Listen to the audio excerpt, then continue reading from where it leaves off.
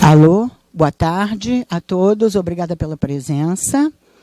Estamos começando mais um seminário do CEPID de Computational Science and Engineering. Meu nome é Cláudia Pauser Medeiros, eu sou professora do Instituto de Computação e também do CEPID.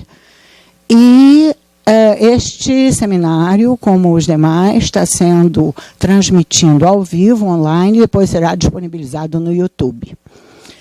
O tópico de hoje é boas práticas de pesquisa. Nós teremos 3 palestrantes: professor Carlos Henrique de Brito Cruz, diretor científico da FAPESP, professor Munir Scaff, que é pró-reitor de pesquisa da Unicamp, e doutora Sabine Rigueto, que é pesquisadora do LabJOR.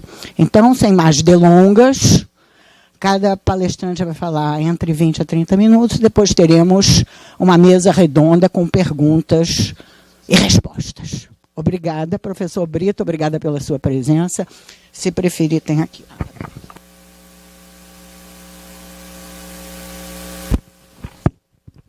Boa tarde. Muito obrigado, Cláudia, e Munir, pelo convite para vir participar dessa discussão sobre as boas práticas em pesquisa. E eu me preparei para falar para vocês sobre como a FAPESP vem tratando desse assunto. Mas eu vou começar com, acho que uns 4 slides sobre uma espécie de uma justificativa, quer dizer, por que é relevante tratar disso, considerando as dimensões e as características do sistema de pesquisa que tem no estado de São Paulo. Eu aproveito e conto para vocês como é que é um sistema que tem uma diversidade razoável, eu diria uma diversidade até saudável de instituições. Tem universidades públicas que são fortemente focalizadas em pesquisa, tem instituições isoladas de ensino superior, tem 34 institutos de pesquisa, desse tipo de instituto que é com missão dirigida, quer dizer, o instituto tem que resolver um problema, um tipo de problema, tá certo? Tipo, sei lá, Instituto Agronômico de Campinas, Instituto Biológico e assim por diante. Tem 18 institutos de pesquisa particulares, que a gente põe nessa figurinha separado, porque muita gente não sabe que tem isso. Tem no estado de São Paulo 18 institutos de pesquisa, que são entidades privadas, onde as pessoas ganham a vida fazendo pesquisa. Quer dizer, eles contratam um projeto de pesquisa, contratam um pesquisador, fazem as coisas e vivem ali e produzem ciência muito competitiva. 9 desses institutos são ligados a hospitais particulares, tipo o Hospital Sírio-Libanês, Hospital Einstein, Hospital Oswaldo Cruz, e outros 9 são entidades particulares outras. Por exemplo, aqui do lado tem o Instituto Eldorado. Ali do outro lado do morro tem o CPQD e outras entidades desse tipo. E a outra coisa que tem também aqui no estado de São Paulo, segundo o levantamento do IBGE, são 14.595 empresas que realizam atividade de pesquisa, onde tem pelo menos um pesquisador, que foi contratado pela empresa com o objetivo de descobrir coisas usando as regras do método científico ou da engenharia para fazer aquela empresa prosperar. E essas empresas são nos setores de produtos alimentícios, produtos de metal, artigo de borracha e plástico, tecnologia da informação, vestuário e depois outros setores. Então, isso é para mostrar que tem uma diversidade e tem também uma quantidade de pessoas. São 73, quase 74 mil pesquisadores, dos quais 42.600 em instituições de ensino superior, 27 mil que trabalham em empresas, que são naquelas 14 mil e tantas empresas, dá uma média de uns 2 por empresa. Certo? E 4 mil em institutos de pesquisa. E no estado de São Paulo, em 2016, foram usados 28 bilhões de reais para financiar a pesquisa. Isso aí não é um número pequeno. Não é desse tipo de número que você fala, é pouco dinheiro, não se deve esperar nada disso. Pelo contrário, é um número apreciável, dá mais ou menos 1,5 ou 1,6% do PIB do Estado, que dá uma proporção em relação ao PIB maior do que a da Espanha, da Itália, maior do que qualquer país da América Latina. Então não é pouco dinheiro, tá certo?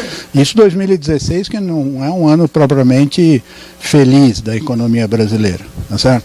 E a outra coisa que provavelmente vai surpreendê-los é que desses 28 bilhões, 60% é dinheiro gasto por empresas, não é dinheiro do governo. São aquelas 14 mil e tantas empresas que pagam uma folha de pagamento de pesquisadores, compram as coisas que eles precisam para fazer a pesquisa. Precisa ter em mente que em São Paulo, como em qualquer lugar do mundo, ou na maior parte dos lugares do mundo, o dinheiro que uma empresa gasta em pesquisa, ela não dá para uma universidade. Ela dá no seu próprio centro de pesquisa, no seu lugar de pesquisa, tá certo? Uma fração de talvez 1%, nos Estados Unidos a fração é 1,8% do total que as empresas gastam em pesquisa, elas contratam com a universidade. Aqui em São Paulo é capaz de ser 1%, tá certo? Mas é interessante saber que mais da metade do gasto em pesquisa feito em São Paulo é feito por empresas, porque eu tenho certeza que todos vocês estão cansados de ir à reunião, onde as pessoas começam a reunião falando as empresas têm pouco investimento em pesquisa, não sei o quê. Aqui em São Paulo, absolutamente não é verdade, não é o que os dados dizem. Bom, ao lado disso, vale a pena ter em mente que o Estado de São Paulo faz um esforço com dinheiro do contribuinte estadual para apoiar a pesquisa. E esse gráfico mostra uma comparação de quanto dinheiro cada estado brasileiro aplica em pesquisa com dinheiro dos impostos estaduais. Não é dinheiro que ganha de Brasília ou dinheiro das empresas, é do imposto que é pago no estado. Então o Estado de São Paulo, esse dado é de 2013, o Ministério da Ciência levanta. O Estado de São Paulo aplicou 8 bilhões dos impostos em atividade de pesquisa. Isso significa dinheiro que fez funcionar as 3 universidades, os institutos de pesquisa e a FAPESP, principalmente, tá certo? E o estado que está em segundo lugar é o Rio de Janeiro, que aplicou 10 vezes menos. E depois tem Minas Gerais e o Paraná, que aplicam de 20 a 25 vezes menos. E aí uma coisa que é boa de ter em mente é que quando fala que São Paulo aplica bastante dinheiro em pesquisa, as pessoas falam, é porque São Paulo é rico. Mas a renda per capita no estado de São Paulo não é 10 vezes maior que a renda per capita no Rio de Janeiro. E o PIB de São Paulo também não é 10 vezes maior que o PIB do Rio de Janeiro, deve ser 3 vezes mais. E também não é 25 vezes maior que o de Minas Gerais. Tá certo? Então, o que esse gráfico está mostrando é que tem uma diferença sobre prioridade, sobre o Estado escolher que vai usar o dinheiro do imposto estadual para a atividade de pesquisa, como faz o Estado de São Paulo, ou não vai fazer, como faz o Estado do Rio de Janeiro, Minas, Paraná e todos os outros do Brasil. Então, isso é para vocês terem uma ideia do sistema. Eu vou passar para adiante aqui, só para terminar essa introdução, com 2 figuras. Uma que mostra os trabalhos científicos, a evolução da quantidade de trabalhos científicos que tem autores no estado de São Paulo, medido ali no Web of Science, é a linha vermelha, que mostra que a quantidade de artigos científicos com autores no estado de São Paulo é maior do que em qualquer outro país da América Latina. Então nessa figura aí tem, pela ordem ali no fim, México, Argentina, Chile, Colômbia, Peru e Venezuela. Né? Então tem uma quantidade boa de trabalhos e esses trabalhos têm obtido visibilidade boa e crescentemente boa. Isso é uma coleção meio preguiçosa de capas de revistas científicas boas que destacaram projeto de pesquisa, resultado de pesquisa financiado pela FAPESP. Vocês lembram que em 1999, quando saiu essa daqui da Nature, né, do amarelinho, era uma coisa totalmente nova, um trabalho de pesquisa feito no Brasil que aparecia na capa de uma revista boa. Agora você faz uma coleção. Então, isso é para mostrar que tem uma evolução e tem uma maturidade no sistema de pesquisa, especialmente aqui no estado de São Paulo. E vocês vão ver nessa figura coisa de todas as áreas. Tem de física, tem de materiais, tem de química, câncer, mudança climática, cristalografia, psicologia, biologia celular, tem muitas coisas acontecendo. Certo? Então, todo o tamanho e as características desse sistema justificam que uma organização como a Fundação de Amparo à Pesquisa no Estado de São Paulo se preocupe com este assunto das boas práticas em pesquisa, que é um assunto que, por razões que se pode debater talvez infinitamente numa mesa de bar agradável, tornou-se um assunto muito mais relevante atualmente do que era há 10 ou 20 anos, tá certo? Alguém fará o argumento que é porque agora tem mais gente que faz coisa errada, outros farão o argumento que é porque agora tem a internet que permite todo mundo ver os papers de todo mundo, outros farão o argumento de que não mediam antes e medem agora, tem todo tipo de coisa. Mas então, as razões eu não sei dizer, mas o fato é que este assunto de coisas erradas feitas em ciência ou em publicação de artigos científicos, mas também às vezes na ciência, tornou-se muito mais visível no mundo inteiro nos últimos anos do que era há uns anos faz, tá certo? Isso tornou-se visível no Brasil também e aqui em São Paulo também. Então, não é uma coisa dessas que a gente às vezes ouve as pessoas falando só mesmo no Brasil, tá certo? Em todo lugar do mundo tem esse problema e todas as organizações estão tratando de trabalhar para ver como tratar disso e como minimizar.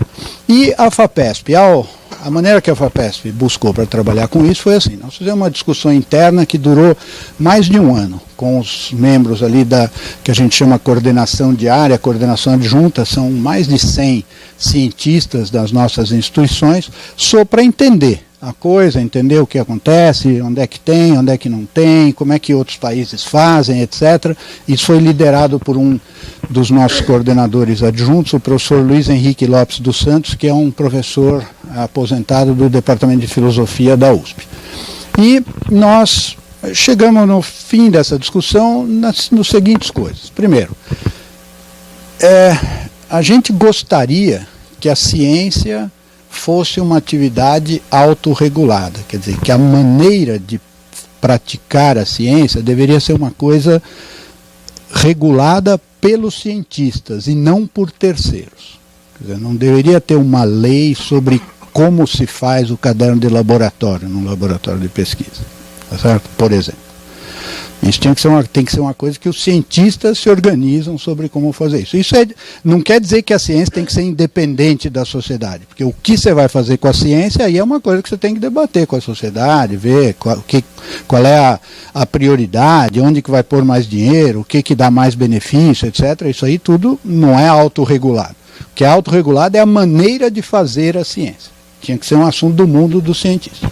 E essa foi uma das nossas principais preocupações, porque essa onda de noticiário e de acontecimentos, mas o noticiário é um pouco maior do que os acontecimentos, lamentavelmente, mas tem os acontecimentos sobre violação de conduta adequada em ciência, está começando a levar a sociedade, no Brasil e fora do Brasil, numa direção de que fala, esse troço aí é uma bagunça, precisa alguém pôr ordem ali, tá certo? E aí vão resolver, os deputados fazer uma lei sobre isso, como o Congresso americano está discutindo coisas desse tipo, com parlamentos em outros países também. Então,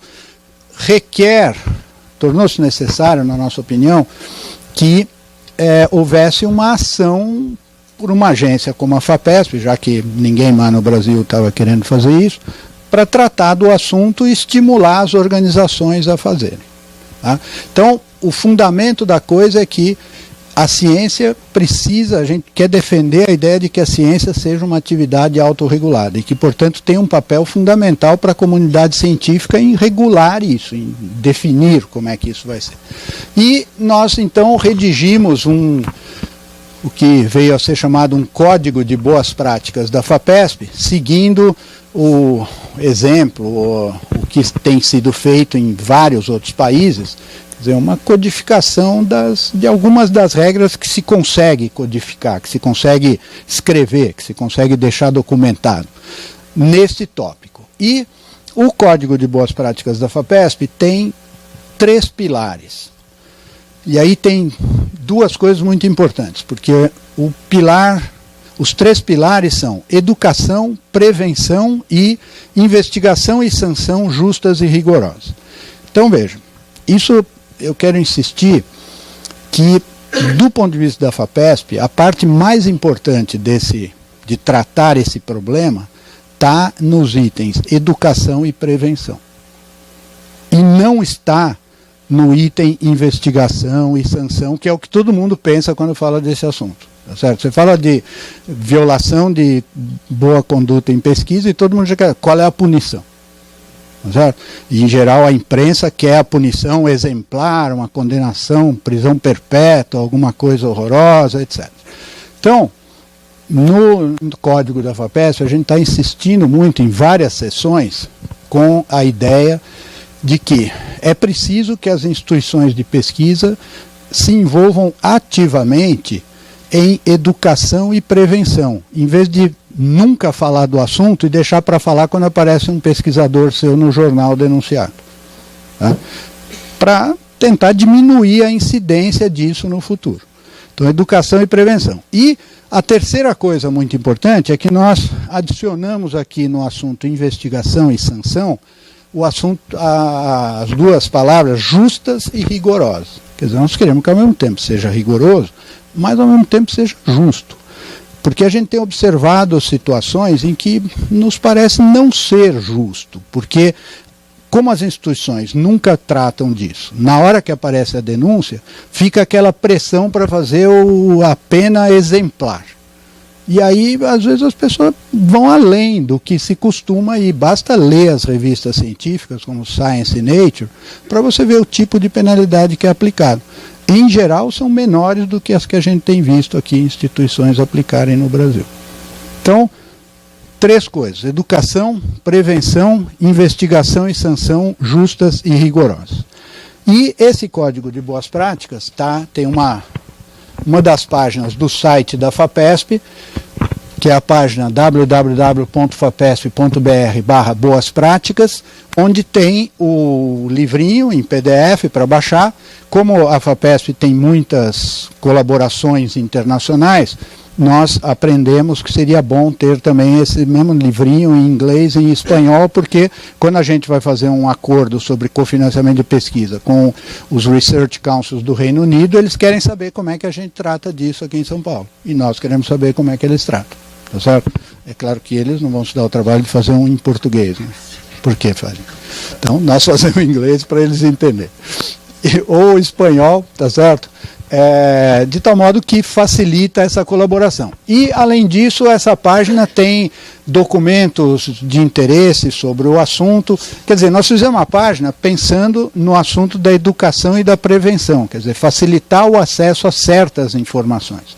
E, além disso, nós criamos também na revista da FAPESP, a revista Pesquisa FAPESP, uma página que trata do assunto de boas práticas. Então, todo mês tem lá uma página que conta um caso, que diz como é que foi tratado, em que lugar do mundo, que tipo de penalidade que teve, ou uma nova regra que fizeram, etc., de tal modo que a comunidade de pesquisa de São Paulo possa ter mais um canal de acesso à informação sobre como diferentes lugares do mundo tratam o assunto das boas práticas em pesquisa.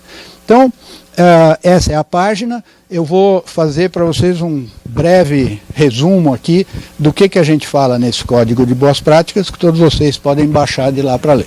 São 5 capítulos, tem os fundamentos, diretrizes para as atividades científicas, depois um outro sobre as más condutas, a gente tentou tipificar aquelas que são mais frequentes, tá? Sobre a responsabilidade das instituições, porque na nossa visão, uma grande responsabilidade recai sobre as instituições onde a pesquisa acontece. Nas três coisas, na educação, na prevenção e na investigação e apuração. E sobre o 5º capítulo, sobre como tratar quando tem uma alegação, como faz a investigação e como é que você chega no ponto de declarar que teve uma má conduta ou que não teve uma má conduta em pesquisa. Tá certo? Então, nas diretrizes para as atividades científicas, a gente fala, por exemplo, sobre o que a FAPESP espera que seja praticado na questão da concepção, proposição e realização da pesquisa, sobre como é que faz a comunicação e como é que faz a autoria. Quem que tem direito de ser autor, quem que não tem direito de ser autor. Uma das coisas que está lá bem explicitamente é que se alguém, a única coisa que fez foi trazer o dinheiro para aquela coisa acontecer, não tem direito de ser autor. Para ser autor, tem que ter alguma contribuição intelectual naquilo que está sendo publicado. Tá certo? Uma questão muito, muito importante, que está ficando mais importante, que é sobre registro, conservação e acessibilidade de dados e informações.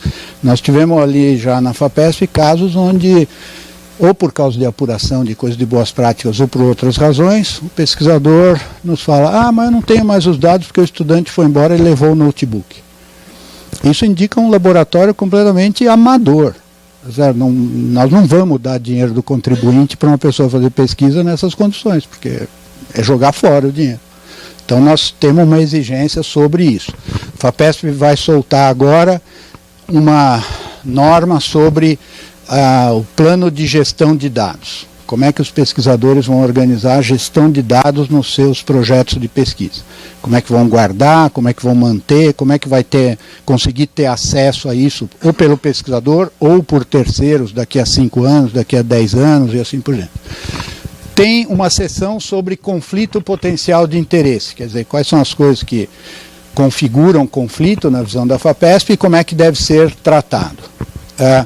Sobre avaliação pelos pares, que é um tipo de atividade muito importante para a FAPESP, porque a gente analisa projeto o tempo inteiro usando pareceres de assessoria, são 10 mil pareceres por ano que a gente pega ali, e sobre a tutoria. Tutoria é muito importante e é uma coisa que até aparecer aí nesse código da FAPESP eu nunca vi escrito em outros lugares, mas é atribuirmos a responsabilidade para ajudar os jovens bolsistas de pós-graduação ou de pós-doutorado a entenderem essas coisas direito, é uma responsabilidade dos seus supervisores e orientadores. Responsabilidade do supervisor e orientador não é só ter a ideia, discutir, mandar fazer, ver os dados. É também ajudar as pessoas nessas coisas, porque você está querendo formar cientistas que entendam o que está acontecendo. Então nós estamos pondo ali bem destacado que tem esse tipo de responsabilidade. Sobre as más condutas científicas, nós definimos ali no código que a conduta do pesquisador, que por intenção ou negligência transgrida os valores e princípios que definem a integridade ética da pesquisa científica e das relações entre pesquisadores. E aí tem as formulações ali do código. Mas a gente achou necessário adicionar, porque essa outra explicação, que é assim, má conduta não pode ser confundido com erro científico cometido de boa fé. E a gente vê na discussão, na imprensa, é constante esse troço. As pessoas acham que a ciência não pode errar. As pessoas acham que se o artigo foi publicado numa revista científica é porque está certo. E se tiver errado é porque o pesquisador está fazendo alguma fraude. E não é desse jeito. Quer dizer, a ciência é uma descoberta. Então, muitas vezes você vai publicar uma coisa que tem um resultado errado, que de boa fé você não sabia aquilo, porque você está tentando aprender uma coisa que ninguém sabe. E que outros vão debater e vão falar, sei lá, o paper do Niels Bohr sobre o átomo de Bohr, todo mundo sabe hoje que está errado. Não é desse jeito que funciona o átomo. Sabe? Mas ele não estava fraudando, era o que ele conseguia descobrir naquela época sobre como que era o átomo de Bohr. Então, precisa ter essa diferença, porque aí eu diria que é um assunto meio do mundo da internet, né? Antigamente, só um cientista lia um artigo científico.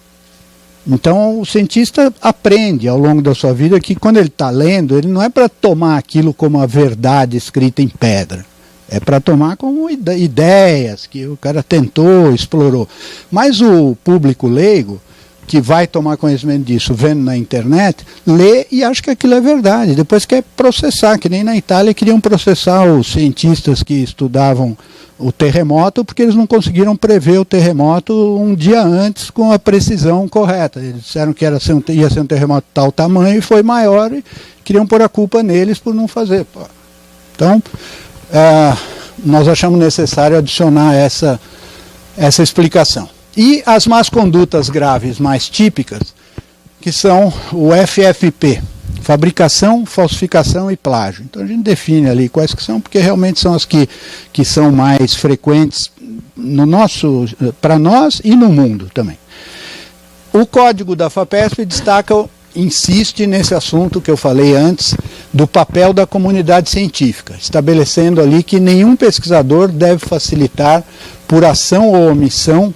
A gente lê esse assunto de por ação ou omissão, parece que é coisa de Pai Nosso, né? Mas para quem foi na igreja quando era criança, mas é outra coisa. Quer dizer, nenhum pesquisador deve facilitar, por ação ou omissão, a ocorrência ou o ocultamento da ocorrência de más condutas científicas.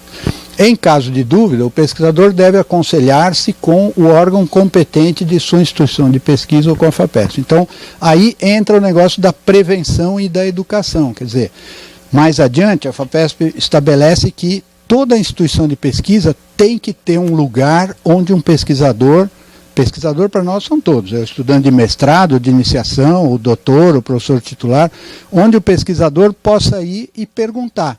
Lá no meu laboratório tem um problema do seguinte tipo, eles estão fazendo um paper e não querem pôr o meu nome e eu fiz tais coisas, isso aí está certo? E alguém oriente essa pessoa sobre como tratar disso. Nós exigimos também no Código de Boas Práticas que tenha o lugar onde a instituição vai cuidar da apuração das violações.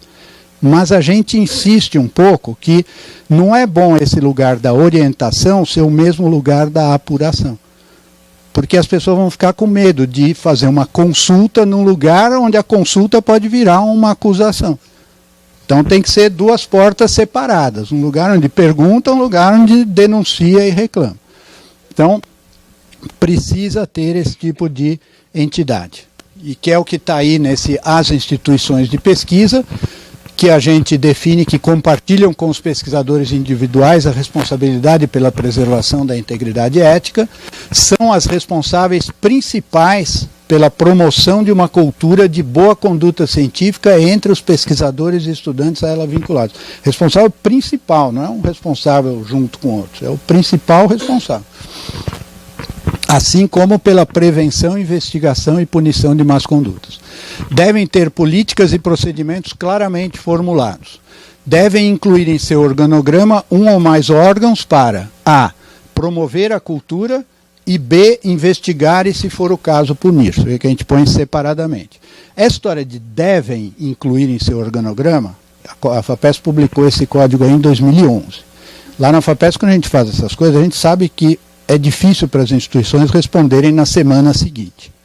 Então a gente não põe logo um castigo para se não fizer na semana seguinte. Mas nós já estamos em 2017. E a gente está vendo um monte de lugares no estado de São Paulo que não tem essas duas coisas. Então, a partir desse ano, nós estamos começando a pôr naquele projeto que a instituição tem que mandar para ganhar o dinheiro da reserva técnica institucional, que ela tem que contar como é que é isso. E se o que ela contar não for muito bom, pode ser que ela não ganhe o dinheiro. Faz 6 anos que a FAPESP avisou que ia ser assim. E a gente está falando que precisa fazer. Então não é que não tem tempo para fazer, etc. Então essas duas coisas as instituições têm que organizar do jeito que quiserem. Pode organizar um para a universidade inteira, pode organizar em cada faculdade, pode organizar por área, pode organizar na faculdade grande um e nas outras faculdades. Aí é um assunto da autonomia universitária. Mas todo pesquisador daquela entidade tem que saber onde é que são esses dois lugares aqui, no caso dele. A FAPESP também requer das instituições em que se realizam pesquisas por ela apoiadas que mantenham os órgãos, então são os órgãos ali que eu falei. E, para vocês verem que não é assim que só está escrito lá no código, o termo de outorga que todas as instituições, todos os pesquisadores que ganham financiamento da FAPESP assinam desde 2010, tem uma cláusula 13ª que fala disso.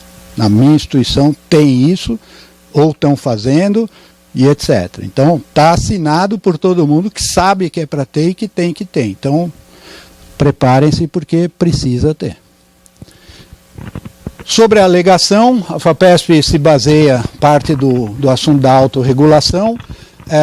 A FAPESP recomenda que, havendo uma alegação, que a instituição que cedia pesquisador, ao qual o pesquisador está vinculado, ou o projeto de pesquisa está vinculado, precisa em 30 dias fazer uma avaliação preliminar para ver se a alegação ou denúncia é plausível.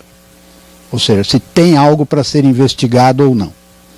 Por exemplo, às vezes falam, tem uma denúncia de plágio. Aí você olha lá e vê se os parágrafos são mesmo iguais ou não são. Tá certo? Se eles forem idênticos, você fala, tá bom, precisa apurar direito isso aí, como aconteceu, por que aconteceu, etc. Se for totalmente diferente, você fala, não, aqui tem algum engano, não é. Então isso é a avaliação preliminar. E a instituição precisa fazer um relatório à FAPESP no prazo de 30 dias. Nós sabemos que muitas instituições não estão fazendo isso em 30 dias. Nós estamos pacientemente interagindo com elas para que elas melhorem esse assunto de fazer logo a apuração.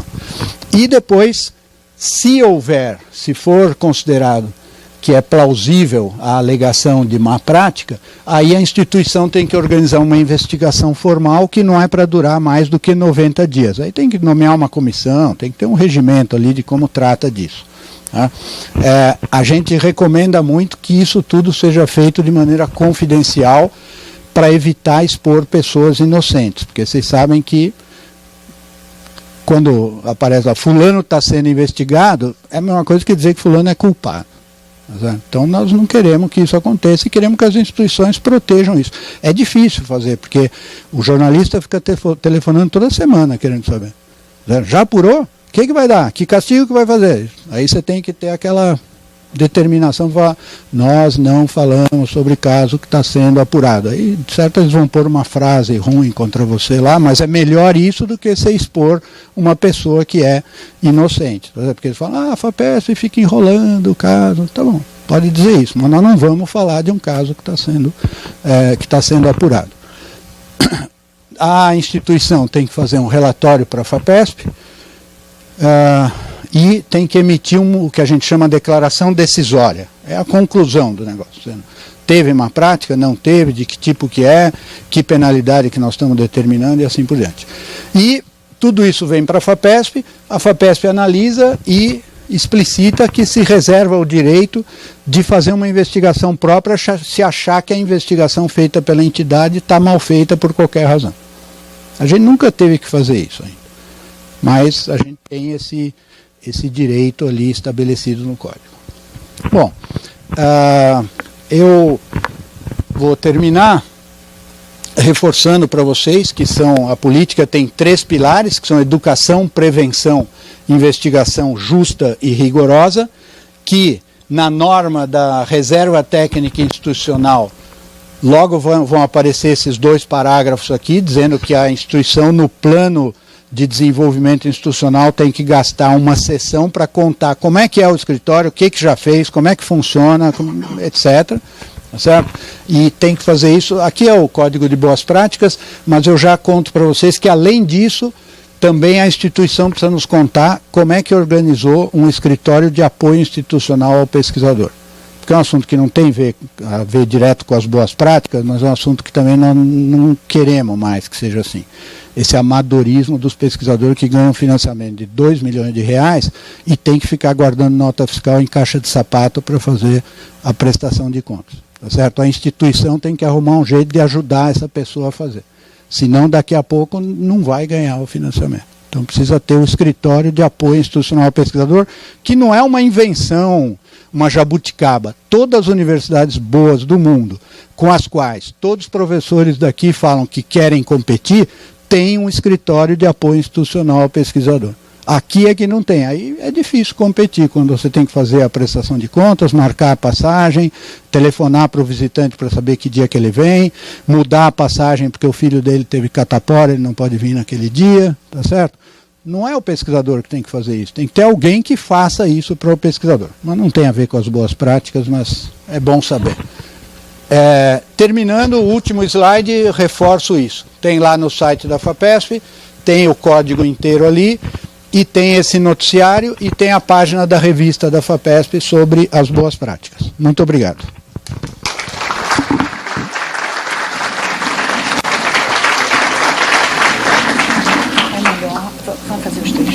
Obrigado, professor Brito. Eu chamo então o professor Munir Scaff, pró-reitor de pesquisa, e, ao final, teremos uma sessão de perguntas. Obrigada.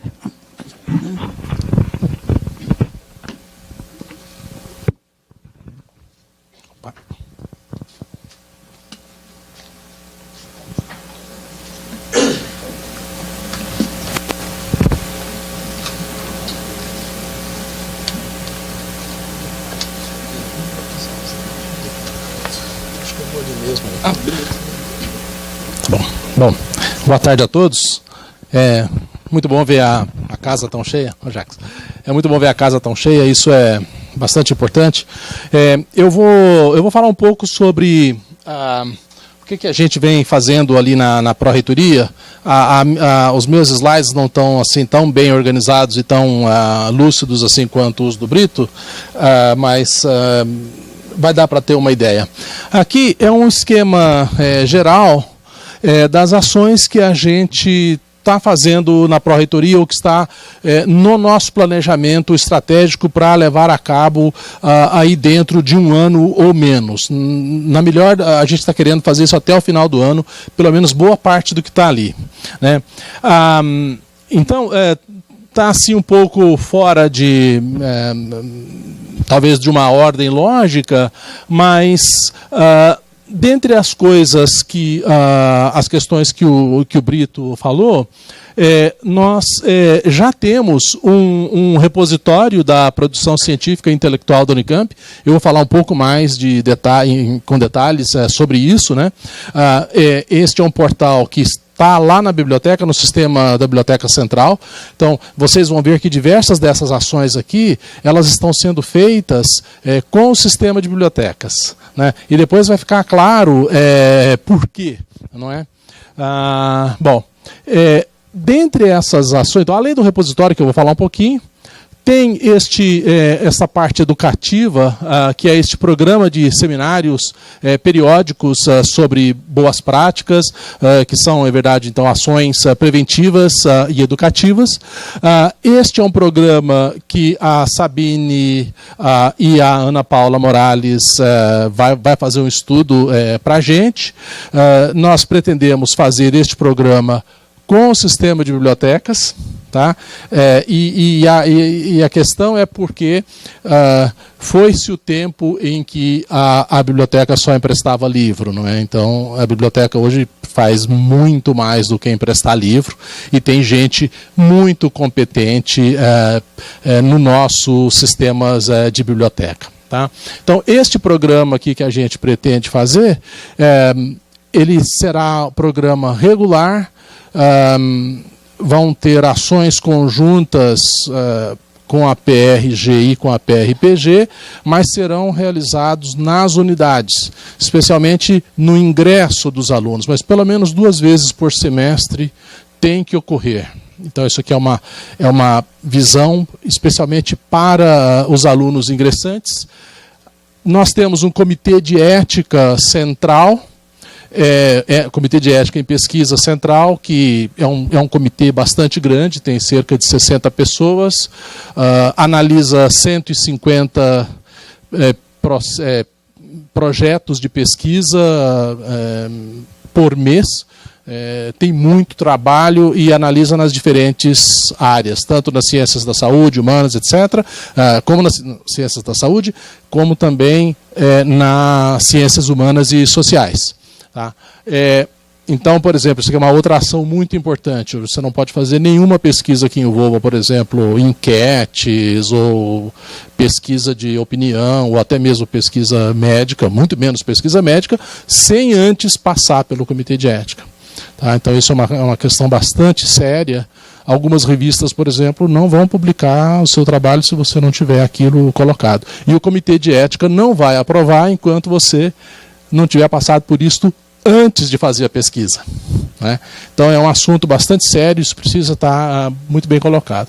E também o Comitê de Ética de Uso e Experimentação de Animais, que é outro aspecto também bastante importante.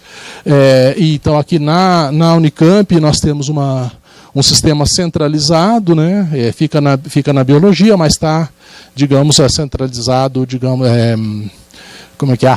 Não é afiliado, mas... bom, enfim, subordinado também não é a palavra, vamos colocar subordinado entre aspas, a PRP, atrelado a PRP, não é? Tá? Bom, ainda a gente, dentro desse programa de seminários, a gente também pretende, já existe hoje, disponibilizado para a Unicamp, mas o uso ainda é limitado, que são programas, por exemplo, que fazem a detecção da similaridade de textos, para você identificar se o seu texto é similar a algum outro. Então, a Sabine vai falar um pouco sobre isso, tem um software que faz isso, que é o Turnitin, mas que faz outras coisas. O Turnitin, em geral, ela vai falar sobre isso, mas ele cria a sua própria base de dados. Por exemplo, você pode comparar relatórios, né? Então você faz lá, não sei, que experimento lá na Química, por exemplo, é muito comum. O centro acadêmico, como toda entidade estudantil muito bem organizada, tem um banco de relatórios de todas as disciplinas, um banco de provas. As provas dos nossos amigos, as minhas, estão lá. Né? Então, toda vez que eu vou fazer uma questão, alguém já sabe, isso aqui está lá no banco de dados. Bom, esse Turnitin vai fazer isso também. Você submete o seu trabalho, o seu texto, o aluno submete o seu texto e aquilo fica registrado lá. Aí outro aluno vai submeter um relatório e ele já checa, olha, o fulaninho já submeteu um negócio que tem 40% de similaridade com esse seu. Né? Bom, isso é só um exemplo, mas outros textos, por exemplo, como a gente, como professor, como orientador, também tem essa responsabilidade. Especialmente nas áreas multidisciplinares ou interdisciplinares, onde você tem uma série de autores. Aí um coautor seu, que você ainda não tem tanto contato, que é lá de uma equipe de alguém que você conhece um, mas não conhece o outro, de repente copia 1 ou 2 parágrafos e esse negócio entra no artigo que você está publicando, e depois até dizer que isso aqui não fui eu que escrevi, não vai combinar, não vai dar certo. Então você automaticamente está envolvido no conluio, aí é um problema ético. Então é importante passar por essa detecção. Eu, por exemplo, tenho todo interesse, quando eu escrevo algum artigo, meus alunos ou eu concordo, eu quero saber se esse texto está isento de, sei lá, uma fração de similaridades aí, né? Então, essa coisa é o que a gente também quer fazer. Outra coisa que a biblioteca já preparou, tá? É um curso de competência em informação, ou Information Literacy. E o que é isso? São maneiras de você, pelo menos, levar conhecimento aos alunos e aos pesquisadores das inúmeras bases de dados que nós dispomos na biblioteca. Então, existem muitas dessas bases de dados que são caríssimas e são subutilizadas. Isso em todas as áreas, não só nas exatas, biológicas, não é só a questão de ter um espectro de um composto químico lá, não, mas é também até nas artes. Né? Então é muito importante você ter essa competência de informação. Como é que você faz buscas? Como é que você faz esse tipo de coisa? Bom, o Brito mencionou apoio a projetos, então tem os escritórios de apoio a pesquisador. E, recentemente, por minha própria decisão e culpa, não é culpa, nós adotamos um modelo um pouco diferente. A Unicamp tinha, ou ainda tem, um escritório centralizado com 3 funcionários que ficavam sediados lá na FUNCAMP. Né? E uma das coisas que a gente vinha notando é que isso foi criado lá em 2004, e o uso quer dizer, a rotina vem sendo diminuída porque as unidades foram se capacitando. Então a FAPESP, a própria FAPESP, ofereceu treinamento para diversos desses funcionários que foram lá. Você faz o treinamento, é um curso de 4 dias. A gente mesmo aqui dentro da Unicamp agora já está oferecendo esses cursos de capacitação para os diversos funcionários PAEP. Mas por que a gente acredita nesse modelo mais localizado?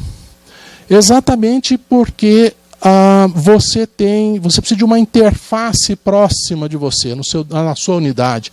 Alguém que você chega e fala, puxa vida, olha, isso aqui aconteceu, como é que eu faço? E você já faz a prestação de contas à medida que você efetua a compra, ou à medida que alguém efetua a compra para você, e a nota fiscal já vai sendo lançada no sistema. não é pegar a caixinha cheia de nota fiscal que o Brito mencionou e um mês antes de entregar as contas, falar, olha, está aqui, toma, faça a minha prestação de contas. Isso não funciona, tem que ser on the fly mesmo, né? Então, nós decidimos fazer este sistema um pouco mais descentralizado. Falar, mas custa mais. Não custa mais, porque as unidades já dispõem desses funcionários. Então, só para citar um exemplo, na química, que é um processo de uma unidade grande, tem, sei lá, 50 projetos, FAPESP, Unicamp, só de professores, não estou falando de alunos nem de pós-docs. Desses, 13 são temáticos, 1 CEPID e 2 INCTs. E não é uma coisa que você vai lá e compra, vou comprar um computador, um ar-condicionado e viagem. Não, está cheio de miudeza, trocentos tipos de reagentes, de coisa. Então, esses 2 funcionários fazem tudo isso lá na química. Então, outras unidades estão fazendo igual. Eu sei que está gerando um pouco de desconforto, porque algumas pessoas ainda usavam lá, mas a gente está fazendo o esforço de capacitar as unidades para realizar esse serviço, porque a gente acha importante ter uma interface local. Tá bem? A USP acho que vai usar um outro tipo de modelo, mas esse é o modelo que a gente quer. A gente pretende, então, instalar uma ferramenta comum de gestão, para não ficar só na planilha de cada uma. A USP tem uma ferramenta dessa, chamada GIP, gestão, não sei o quê, de projetos. Estou ficando mais rápido? Tá bom, tá bem. Bom, então, outra coisa que a gente quer fazer, que não tem muito a ver com boas práticas, mas tem a ver com práticas boas, é o uso de laboratório multiusuários de uso compartilhado, Open or Share Facilities. Eu sei que várias unidades têm isso, a Química tem isso há 30 anos, mas é mal divulgado, digamos. Você não consegue identificar. Então, uma das ideias que nós temos na Pró-Reitoria é criar um portal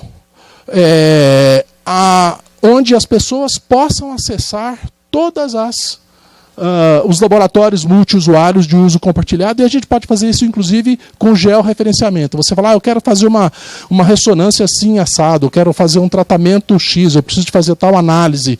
Você clica lá, tem o formulário, tem onde você contata, em que instituto ele está e tal.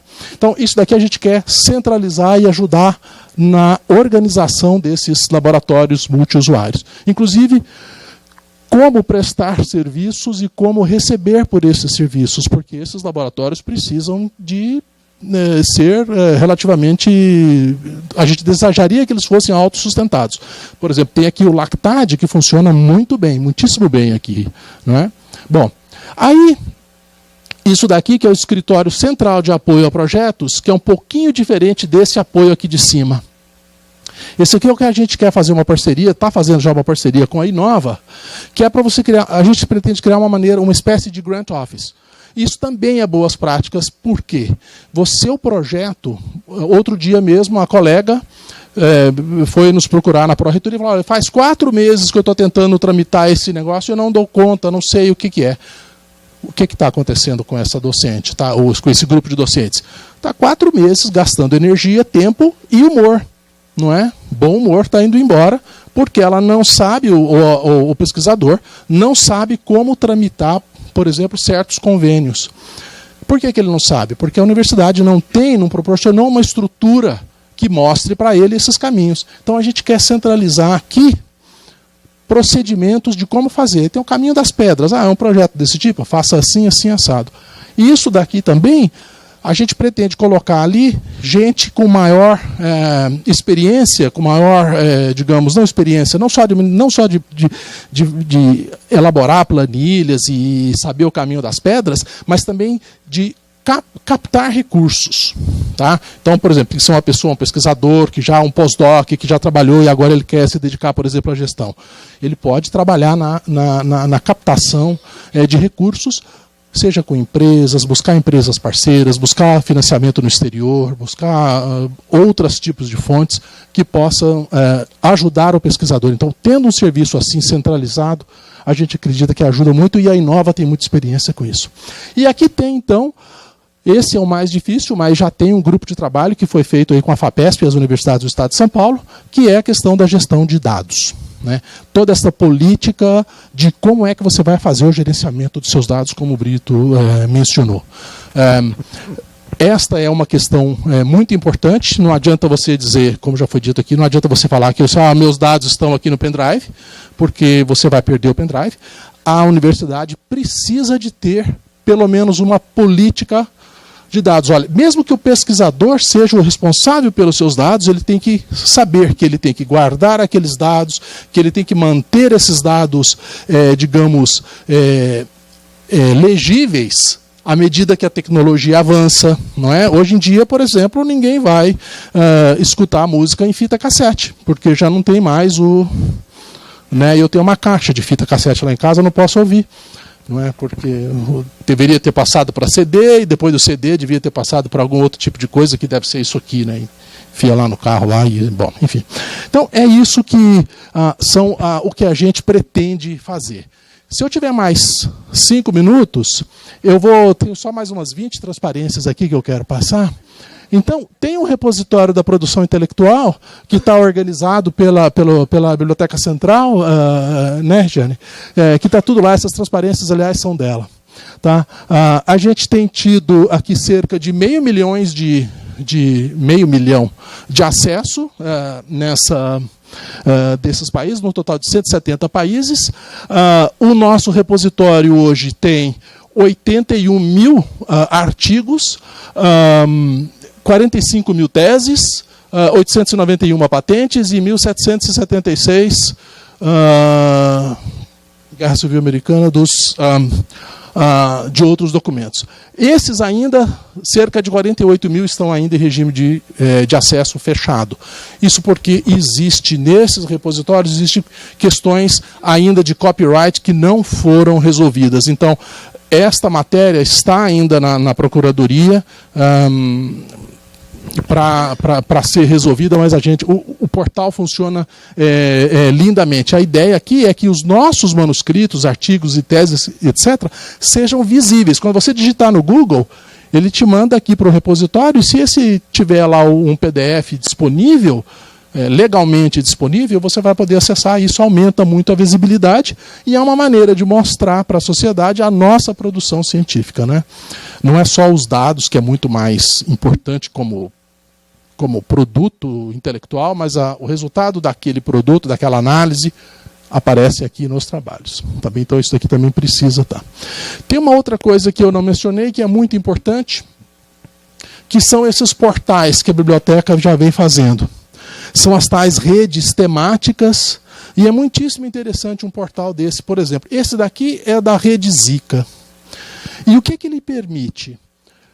Um conjunto de pesquisadores, você que trabalha com isso, você fala assim, olha, você ponha para mim tais e tais e tais palavras, e tudo quanto é artigo, tese, etc., que sair no mundo com essas palavras-chave, você resgata e joga aqui na minha rede de referências. Então, se você quiser pesquisar, por exemplo, sobre Zika, em vez de você ir no Google e digitar Zika, ou você ir no Web of Science e digitar Zika, já teve um conjunto de profissionais bem treinados e bem qualificados que fez isso para você, e isto é alimentado automaticamente, diariamente, não sei quando, ou periodicamente. Não sei se automaticamente, mas não periodicamente, a Regiane está dizendo, mas periodicamente. Então, aqui tem tudo sobre Zika. E a lista, por exemplo, de palavras-chave ou de assuntos que você dá, é você que fornece, e essa lista, eu vi uma delas, é enorme. Não é? Então você pode, por exemplo, criar outras redes. Não sei, eu estou interessado agora em fake news. Tudo quanto é artigo sobre fake news. Olha, aqui vão ter todos os artigos científicos, acadêmicos, etc. Você tem muita informação aqui. Isso te permite... Você pode, inclusive, jogar seus resultados, permite notícias, permite uma série de coisas. É um portal condensado, é uma carteira de recursos que você tem naquela área temática. Então, a nossa ideia é promover um pouquinho mais disso. Essa aqui está muito bacana, mas tem outras que podem ser feitas. Isso também é boas práticas, porque ela facilita a vida do pesquisador. Tá bem? Bom, aqui a Sabine vai dizer. Orquídea, não precisa dizer. Eu só gostaria de dizer uma coisa. Por favor, criem, se você ainda não tem, crie um Google Scholar para você. É muito fácil. Toda vez que eu tento procurar um pesquisador, eu ponho no Google Scholar. Se eu não acho, eu já fico... Quando eu dou parecer para a FAPESP, viu, Brito? Se eu não acho o Google Scholar do cara, eu já nunca ponho excelente mais. Não, outro é o OrcID ou Orchid, não sei como é que eu falo Orchid, mas é OrcID, não sei. Mas o Google Scholar é muito bom. A única coisa que você tem que fazer é filtrar se o seu nome é muito comum, né? Tá? Então, às vezes você tem homônimos, né? Então pode ficar mais difícil, mas Munir Scaff, né, com Salomão no meio ainda, então eu tenho sorte nisso. Obrigado, mamãe. Então tá aí. DOI também não preciso falar. Isso é o Information Literacy que eu falei. Então é o treinamento para docentes, pesquisadores, alunos. E isto vai envolver também uma capacitação nas bibliotecas para ajudar a fazer esse tipo de trabalho. Tá? Tem outra coisa que eu esqueci de falar, que é o laboratório de acessibilidade. O laboratório de acessibilidade são serviços especializados para deficientes visuais, por exemplo, que têm necessidades especiais e tem na biblioteca um conjunto de facilidades, de facilities para ajudar o acesso à informação. Tem ainda a questão... isso aqui é uma das coisas, que é o portal...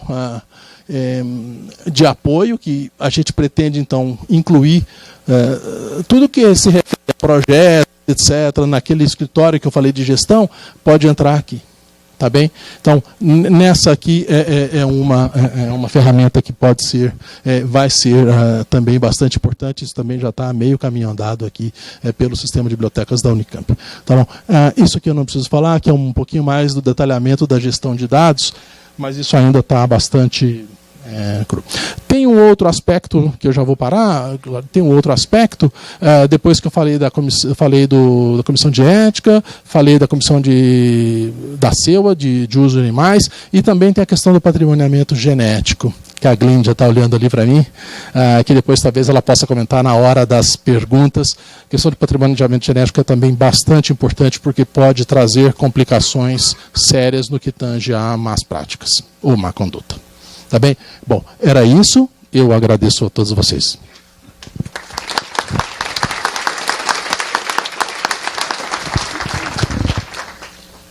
Obrigada, professor Munir. Então, eu queria chamar a doutora Sabine, que vai mostrar alguns dos planos. Não é isso? Também. Eu não sei se eu vou deixar. Obrigado. Perdão. Esse aqui passa? Sim. Eu tenho que apontar para onde? Não, ele tá aqui, ó. Mas pode apontar para outro lugar. Aí tem um apontador aqui também. Tá. Que é o de cima aqui. Aqui, ó. Aí. Legal. Tá bom. Obrigada. Oi, boa tarde a todos. Meu nome é Sabine Righetti. Eu vou só contextualizar um pouquinho por que eu estou aqui, que, na verdade, eu tenho alguns chapéus diferentes, né? Eu sou pesquisadora da Unicamp, do LabJOR, como foi mencionado, que é o laboratório de jornalismo aqui da Unicamp. Quem não conhece, eu convido vocês a conhecerem. Foi minha porta de entrada no jornalismo de ciência, onde eu sou pesquisadora associada e também dou aula de comunicação de ciência no LabJOR. Eu também sou docente da FGV São Paulo, em políticas públicas de educação, na graduação. E, recentemente, eu saí da iniciativa privada, 2 anos e meio, para compor um grupo de sangue e suor de empreendedores. Então, faz 2 anos e meio que eu tenho uma pequena empresa, uma consultoria que trabalha na área de informação e Comunicação em Ensino Superior e Ciência, que foi como eu vim parar nesse mundo da integridade científica, trabalhando com parceiros como a Unicamp e com a Turnitin, que foi mencionada anteriormente pelo professor Munir. E essa empresa chama Data 14, até estou com um pedido do PIP, viu, Brito? Pela empresa. Está sendo avaliado, vamos ver. Bom, mas antes de falar, né, desses trabalhos que a gente está desenvolvendo na área de integridade científica, que é um assunto que eu gosto muito, eu vou contextualizar um pouquinho como que esse assunto veio até mim. Eu falei que eu saí da iniciativa privada, eu saí da Folha de São Paulo há 2 anos e meio, onde eu trabalhava como jornalista de ciência. Fui a primeira jornalista mulher a escrever sobre ciência no maior jornal do país. E quando eu cheguei na Folha de São Paulo, me foi dada uma tarefa que parece simples, parece óbvia, na verdade, mas não é. Me pediram, olha, você tem que escrever sobre a ciência nacional. Parece óbvio, né? Um jornalista de ciência no Brasil tem que escrever sobre ciência no Brasil, mas não é óbvio, é difícil. É mais fácil para um jornalista de ciência escrever sobre o que acontece fora do Brasil, por causa de todo o sistema de avisos, de notícias que existem nos periódicos científicos como a Science, a Nature, a PLOS, a PNAS. A gente tem muito mais contato com essas informações do que com o que acontece aqui na ciência nacional. Então me falaram, olha, você tem que escrever sobre ciência nacional, ciência que está fora dos artigos científicos. O que as universidades do Brasil estão fazendo de legal? Falei, ok. Eu já tinha um interesse sobre política científica, porque eu já fazia doutorado aqui na Unicamp em política científica nessa época. Então, comecei a frequentar muito Brasília, falar com ministros, e comecei a falar com cientistas, rodar o país, literalmente, falando com cientistas. Eis que, no meio desse processo, em busca de pautas na ciência nacional, eu acabei publicando um texto em julho de 2010. O Brito falou muito da imprensa fazendo espuma. Eu estou aqui como representante da imprensa que fez espuma. Bom, eu me deparei com uma história de uma revista científica nacional importante, em que seu editor só publicava artigos nessa revista se esses artigos citassem outros artigos da mesma revista. Por que isso? Para o impacto dessa revista subir. Então, ela ia ser considerada uma revista melhor, né? Ia ser melhor avaliada. Bom, eu me deparei com essa história, a gente fez uma apuração, essa matéria saiu num domingo, e foi um grande barulho. Porque até esse momento, o Brito falou, esse assunto começou a ganhar força. Realmente, até esse momento não se falava muito desse assunto. Na verdade, na imprensa não se falava. A gente tem, os jornalistas, eles têm uma ideia, na verdade, muito positiva da ciência, né? Que o cientista ele trabalha para desenvolvimento do país, com uma causa nobre, que até ele nem precisa ganhar bem, né? Ele está lá, ele ama o que ele faz. Existe essa ideia, né? Uma percepção da imagem do cientista. Até no LabJOR a gente trabalha com estudo de percepção, né? Aí a gente fez essa reportagem. Na semana seguinte, a Folha publicou um editorial comentando, né, grandes reportagens que causam barulho. A Folha publicou um editorial. E aí começou uma movimentação. Os cientistas começaram a vir falar com a gente, falando, não, mas não faz esse tipo de matéria. Isso é um caso isolado, nem é tão sério assim. Que mal tem pedir para o colega citar a própria revista. Bom, aí, claro que a gente acabou ficando instigada, né, no assunto. A gente começou a ir atrás de outras histórias e outros cientistas começaram a falar com a gente. Quando você solta um assunto, né, acabam vindo, se abre uma porta. Então, outros cientistas acabaram vindo falar com a gente. E é interessante também que, nessa época, que é o caso dessa matéria aqui do lado, surgem alguns estudos tentando mapear os casos de fraude de má conduta, né? Então, esse caso é super interessante nos Estados Unidos, né? Que a maioria dos cientistas, uma pesquisa, um trabalho, um levantamento com quase 3 mil cientistas, a maioria revela que já testemunhou algum tipo de abuso ético. A gente começou a tratar disso muito no jornal. Bom, aí a gente chegou ao ponto de ter histórias que eram tão complexas que a gente não conseguia nem contar em formato de um texto jornalístico. Então, a gente chegou a fazer uma história em quadrinhos uma vez no domingo. Essa história, não sei se alguém lembra disso, também foi publicada nessa mesma época, mais ou menos meio de 2010. É uma história real, óbvio. Não trabalhamos com fake news.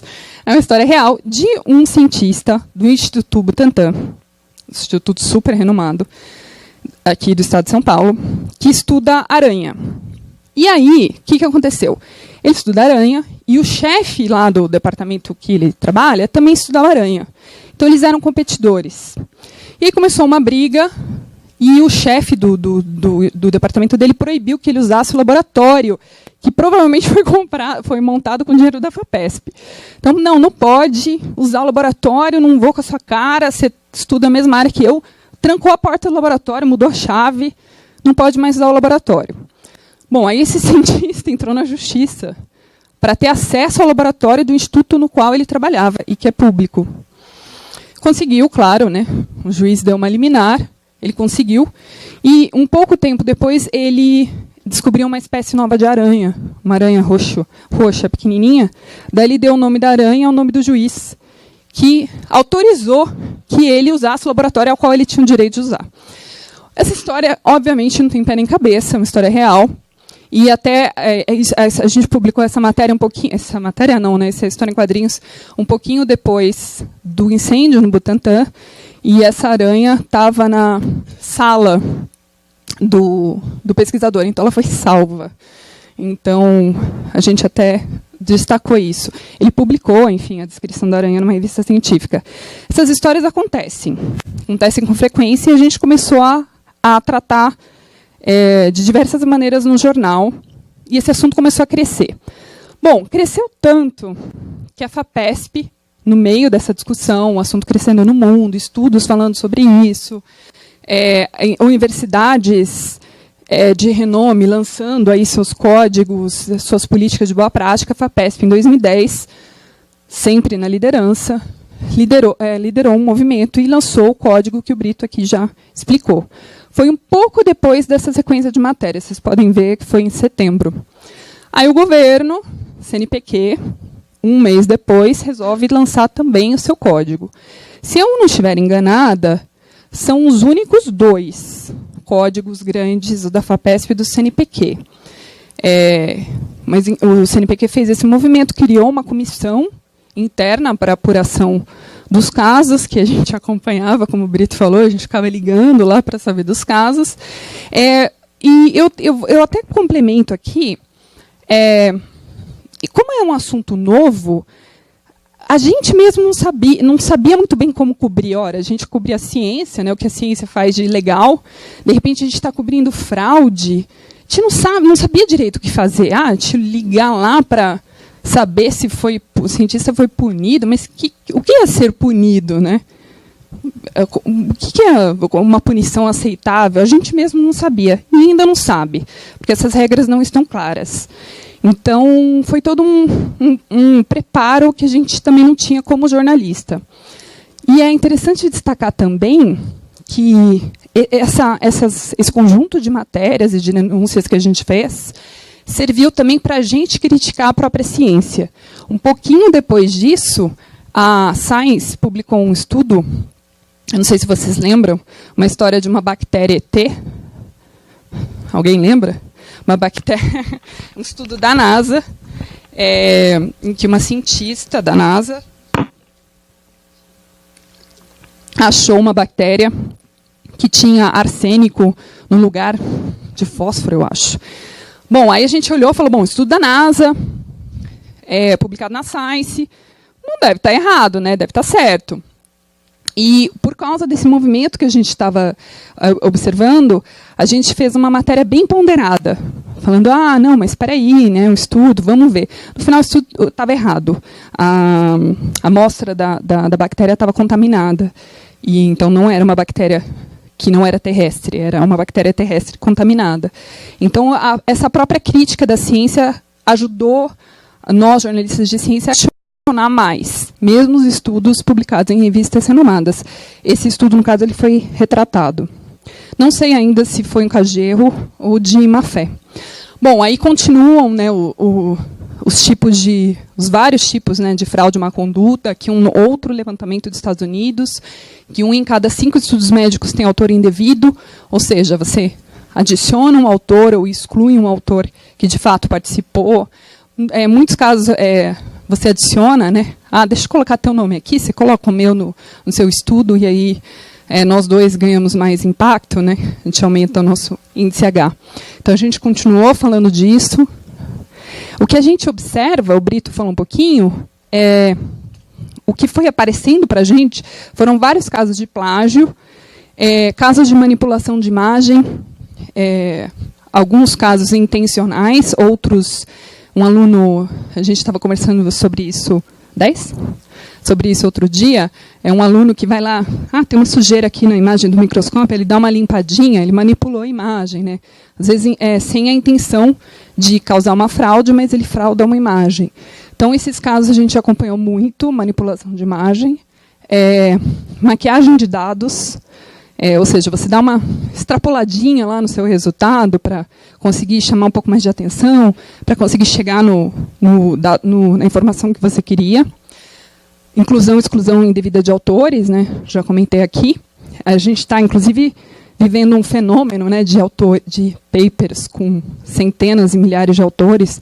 O paper do bóson de Higgs, por exemplo, tinha quase 1000 autores. Então... é um fenômeno, né? Você incluindo autores e nem sempre fica tão claro o que cada um fez. E mencionei a restrição no uso de equipamento público. A gente tem outros casos. Tem caso que a gente acompanhou de um cientista famoso, que eu não vou mencionar o nome, que brigou com o seu pupilo, e aí eles fizeram uma separação de equipamentos, na verdade, que era público. Um saiu carregando o equipamento, o outro ficou com o outro. Isso também deu bastante confusão, porque a maioria dos equipamentos foi comprado com o dinheiro da FINEP. Bom, aí, o que a gente viu? Nossa, estou forçando super a minha voz. Em São Paulo, não sei se vocês sabem, quase nevou essa semana, né? A minha voz está... Mas eu passei mais frio do que quando eu morava em Michigan, que era muito frio, só que era tudo aquecido, né? Na minha casa, eu quase morro de frio. Minha garganta está terrível. Mas vamos lá. Aí o que a gente vê, né? Falando especificamente sobre plágio, que eu acho que é uma das formas de uma conduta, aí eu estou falando de percepção, não tenho informações, mas é uma das formas de uma conduta mais comuns, né? Você, num trabalho simples, num TCC, num artigo de uma disciplina, numa dissertação, numa tese, você vai lá e copia trechos de um outro trabalho. A gente tem feito um trabalho com a Turnitin, que é a empresa que foi mencionada aqui pelo professor Munir. A gente está fazendo uma série de seminários pelo país, um deles até o professor Luiz da FAPESP, que foi o grande porta-voz do código da FAPESP, participou. Agora a gente vai para Fortaleza, Brasília, Belo Horizonte, para discutir o tema em universidades, e FAPES também. De acordo com a base da Turnitin, 8 em cada 10 trabalhos submetidos têm algum nível de semelhança. Ou seja, alguma coisa desse trabalho, e aí pode ser um trabalho de uma disciplina ou pode ser uma tese. Alguma coisa desse trabalho foi copiada de algum outro trabalho, que pode ser um trabalho interno, pode ser um paper, por exemplo. E aí, quando um aluno submete esse trabalho, o professor recebe lá o relatório, e eles falam em nível de semelhança, porque quando você cita um autor, muitas vezes você copia um trecho, né, de um trabalho e você cita. Então você vai lá e olha e fala, não, isso aqui está citado, ok. Só que desses 8 de 10 que tem algum nível de semelhança, 34%, ou seja, 1 em 3, tem nível de semelhança alto, muito alto ou extremamente alto. Ou seja, aqui, provavelmente, é plágio, dos 8 em 10. É muito grande. E aí, a gente tem a gente está trabalhando, né, com algumas possibilidades, né? O que acontece? Por que o estudante, ou mesmo o pesquisador, né, o docente, que submete um trabalho, que vai mandar um paper para uma revista renomada, o que acontece com essa taxa tão elevada, né, de plágio, que não é um problema só no Brasil? Voltando a falar, é um problema em escala. A gente está fazendo um trabalho, né, de conversar com alunos, e aí junto ao Turnitin, junto ao Unicamp, para tentar entender o que acontece. E a gente tem algumas hipóteses, né? A A primeira coisa que aparece muito é a incapacidade de gerenciar o próprio tempo. A gente não aprende isso na universidade. E aí você está lá, fazendo uma disciplina, alguns alunos fazem várias ao mesmo tempo, alguns alunos trabalham, e aí você tem que entregar um trabalho. Muitas vezes, agora, muitos alunos falam de pressão por publicação, né? Principalmente no doutorado. Eu tenho que publicar, meu orientador está me pressionando. Então, eu não consigo gerenciar meu tempo, meu prazo está acabando, tenho que defender minha tese, tenho que depositar daqui a um tempo, o que eu faço? Vou lá e copio um trechinho, copio outro, misturo. E muitos alunos, eles falam para a gente assim, mas até que nível de plágio, qual é o nível de plágio aceitável? Até que nível eu posso copiar e está tudo bem? Ou seja, o que a gente está vendo? Que não é unicamente uma questão de má-fé. É uma questão de desconhecimento. Eu, por exemplo, que no caso eu fiz mestrado e doutorado aqui na Unicamp, eu não me lembro de nenhum momento na minha formação, não peguei nenhum seminário como esse na época, da gente ter discutido isso. Porque você meio que parte do princípio que o aluno já sabe. Se ele é um aluno de doutorado, ele já vai saber o que é plágio. Não. Tanto que eles vêm perguntar para a gente, né, qual é o nível aceitável. Porque não sabe. E não é falado, não é discutido. Então, a gente está percebendo isso. Tem uma incapacidade de gerenciar o próprio tempo. Tem um desconhecimento, e aí a importância, né, de se falar sobre o assunto, dos cursos, de seminários como esse. Dificuldade com a escrita. No nosso caso, quando a gente submete artigo, boa parte dos artigos a gente escreve em inglês. Então, tem uma dificuldade de escrita em inglês. Putz, eu tenho que escrever a minha metodologia, eu tenho que descrever meu resultado em inglês e eu escrevo mal em inglês. Mas, muitas vezes, é dificuldade de escrita em português mesmo. A gente não tem um treinamento intensivo na educação brasileira como um todo, desde a educação básica, 3, de escrita original. Então, a gente chega na universidade com dificuldade de se expressar, de argumentar, de falar o que a gente está pensando, né? Então, isso acaba contribuindo também. Desconhecimento das regras de citação eu já mencionei, baixo poder de argumentação, acabei de falar, e falta de estímulo ao pensamento crítico. Isso também parte da educação. Eu lembro, quando eu comecei a dar aula na GV, estou olhando para a Ana Paula, porque ela também dá, os alunos falavam, mas o que você... Eles me faziam uma pergunta, o que você acha de tal coisa? Eu falava, o que você acha? Aí eles travavam, assim, nossa, a professora está perguntando a minha opinião. Isso não é um costume. Me fala, argumenta. Eu posso discordar, vamos falar, vamos conversar. A gente não tem muito na nossa educação estímulo ao pensamento crítico. E a gente está vendo que isso está diretamente relacionado ao desenvolvimento da escrita. A gente tem que desenvolver escrita e argumentação. Por isso, uma das ideias aqui da Unicamp é justamente trabalhar com os cursos. Bom, aqui é uma tabela que é do material da Turnitin, que são os tipos mais comuns de plágio, de acordo com a plataforma deles. Eles têm uma plataforma enorme. Quantos países? 140 países no mundo usam Turnitin, enfim. Tem uma plataforma enorme, então eles conseguem mapear os tipos de plágio, que é desde você, enfim, lá na internet, copiar e colar, até você ir trocando as palavras. Você copiou e colou, mas você vai trocando por sinônimos para não ser identificado. Você misturar, copia um trecho daqui com outro daqui, aí mistura os dois para não ser identificado. Quer dizer, tem várias técnicas de plágio que, na nossa percepção, estão diretamente ligadas à dificuldade de escrita. Bom, falando aqui, o meu tempo está estourando. O que a gente observa no mundo? A gente está fazendo um levantamento, né? As boas universidades do mundo, elas têm políticas claras para a educação, que o professor Brito falou, prevenção e investigação do plágio. Quer dizer, o que é plágio eu tenho que saber, como evitar eu tenho que saber, e se eu fizer, o que vai acontecer? Eu também tenho que saber. As boas universidades do mundo, elas têm isso claro. Eu lembro quando eu fiz parte do meu doutorado na Universidade de Michigan, que eu mencionei aqui, na minha primeira semana lá, eu tive que ir num centro de estudante e visitante para entender as políticas da universidade em várias áreas, inclusive gênero, o que a gente considera assédio, o que a gente considera plágio, por exemplo. E foi o meu primeiro contato com esse tipo de informação. Bom, as ações nessas universidades incluem esses cursos, esses workshops, vários momentos que tem discussões como essas, cursos para escrita, e algumas universidades utilizam os softwares. A Unicamp já tem o software, né, da Turnitin, por exemplo, só que eu imagino que pouca gente deve usar, porque não é disseminada essa ideia, né. Eu lembro quando eu fui depositar minha tese de doutorado, eu passei por um processo enorme, várias comissões e decisão da banca, mas eu não passei por um processo desse. Deixa eu ver se essa tese está com conteúdo original. É porque não faz parte do protocolo. Você terminou uma tese e não faz parte do protocolo você verificar o conteúdo.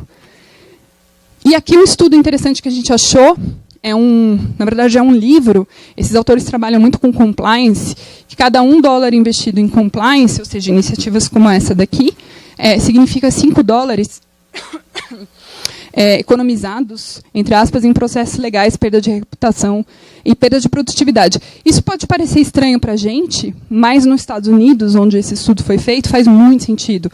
Porque imagina que uma universidade americana, ela trabalha muito com doação.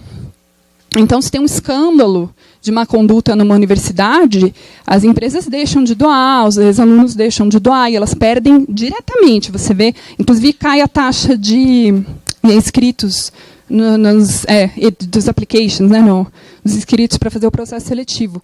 Então, é uma perda direta de aluno e de dinheiro mesmo. Aqui é mais difícil identificar isso. No Brasil, enfim, as universidades estão se mobilizando. Semana passada, a Unifesp fez um evento semelhante a esse. Hoje, na Unicamp, a gente está trabalhando, está vendo que o assunto está crescendo, né, nas universidades. Ainda existe, quando a gente pergunta para docentes, mas como que você verifica o plágio? Em geral, eles respondem, eu copio e colo no Google. O pessoal levantou a mão. Semana passada eu conversei com um pesquisador da UFRJ, ele falou assim, eu vou lendo o trabalho do meu aluno. Quando eu vejo que tem um parágrafo muito bom, eu copio e colo no Google, porque com certeza é plágio, né? Que ele está todo lá escrito macarrônico, de repente um parágrafo brilhante, aí vai ver, ele copiou. É uma técnica que, além de não parecer muito eficiente, faz um esforço. Você fica meio perdendo tempo, tentando adivinhar qual trecho está muito bom e, portanto, pode ser plágio.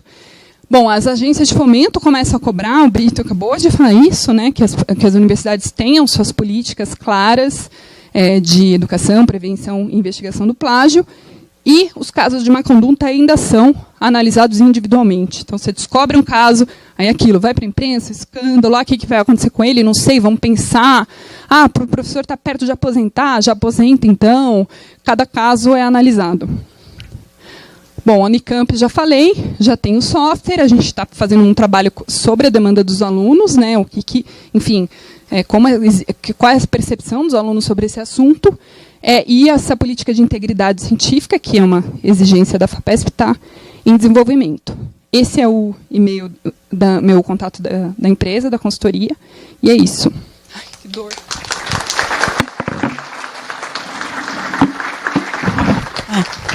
Eu convido os membros os palestrantes, desculpem, YouTube e streaming, a se sentarem à mesa. Com perguntas, seria, idealmente, a gente vai ouvir umas 3 perguntas para otimizar as respostas. Quem tem perguntas? Professor Guilherme.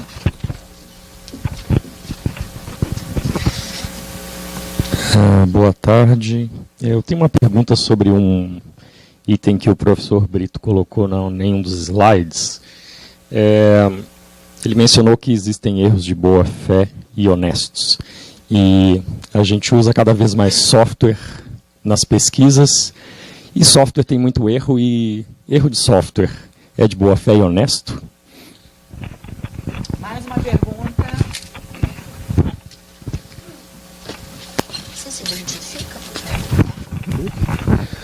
Olá, boa tarde. Sou Marcelo Brandão, do CBMEG, daqui da Unicamp. Já passei por um processo de plágio, ao contrário, plagiaram meu trabalho, e foi bacana, assim, a resolução na época era da USP, FAPESP e o USP foram bacana ir atrás do coreano lá, mas foi legal. Bom, mas não era aí, não é isso. Já tentei usar o Turnitin aqui da Unicamp. A gente já tentou, quando eu me transferi para a Unicamp, a gente tentei implementar isso no laboratório. E primeiro que é difícil de achar aqui no Unicamp, no portal Unic direto para o Turnitin daqui dentro da Unicamp. Não é uma coisa direta, senão é straightforward. Você não consegue chegar lá e falar, vou usar. E entra na SBU e procura onde que está. E quem tem acesso, como a gente consegue ter acesso a isso dentro da Unicamp, como que isso funciona e o que a gente pode, como que nós como pesquisadores da Unicamp podemos utilizar isso para melhorar o ensino dos nossos pós-graduandos principalmente. Como que eu posso atuar sendo um pesquisador ou só pego, jogo na cara dele e falo que você copiou ou encerra isso. Obrigado. Nada. Uma última pergunta. E aí depois. Não sei, talvez uma pergunta ou uma sugestão. Eu sou o Leandro Martins, da Química da Unicamp. A gente tem muitos relatórios que são entregues o tempo todo por alunos nas turmas de graduação. Queria saber se esse Turnitin poderia ou está integrado ao Moodle, por exemplo, porque eles podem entregar os relatórios online e automaticamente já serem classificados como plágio ou não, o nível de plágio. Isso seria muito prático para a gente detectar esse tipo de coisa nas nossas disciplinas. Ok, por favor, podem responder. E tem uma funcionária das bibliotecas que também gostaria de complementar sobre o Turnitin. Bom, eu começo aqui, começa o nome mesmo que perguntou? Não, lá.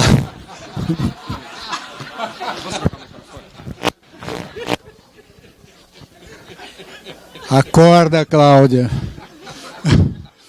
Como é que é o nome? Guilherme. Sobre o erro de boa-fé em software. Eu não sei responder.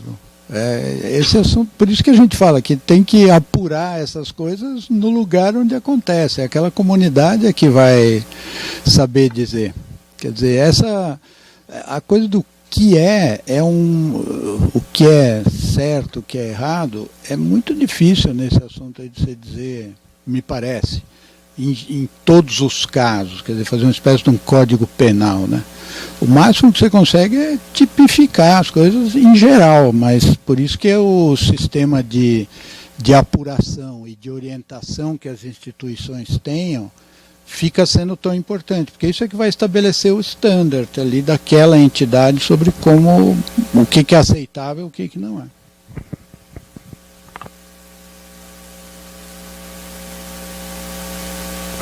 Pequena complementação, eu não sou entendido nesse assunto, mas eu sei, você sabe, que é possível inclusive detectar plágio de código, né? Um código foi copiado do outro código, mas você muda a linha, você muda um pouco as coisas, mas no fundo ele está fazendo o mesmo algoritmo, né? Então, aí é má fé. Pode ser má fé. Teve aquele caso no Brasil que o código daqueles computadores que a gente era obrigado a comprar usava o negócio do Windows, não tinha o Windows, do DOS, né? Do 1980, isso. Não, era o sistema operacional, chamava Cisne, de um computador cinza que a gente era obrigado a comprar, que não podia comprar computador importado. Já teve esse tempo no Brasil. Né?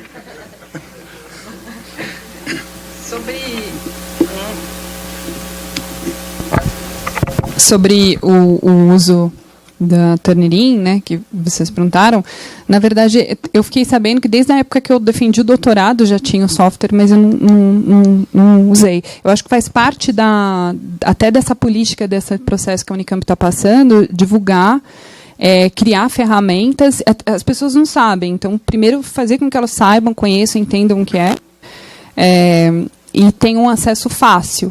Então, eu acho que faz parte disso. Agora, hoje, nesse momento, como usar, eu não sei, talvez alguém da biblioteca pode responder? Não, a Valéria da Biblioteca Central vai prestar esclarecimentos adicionais. Obrigada, parabéns.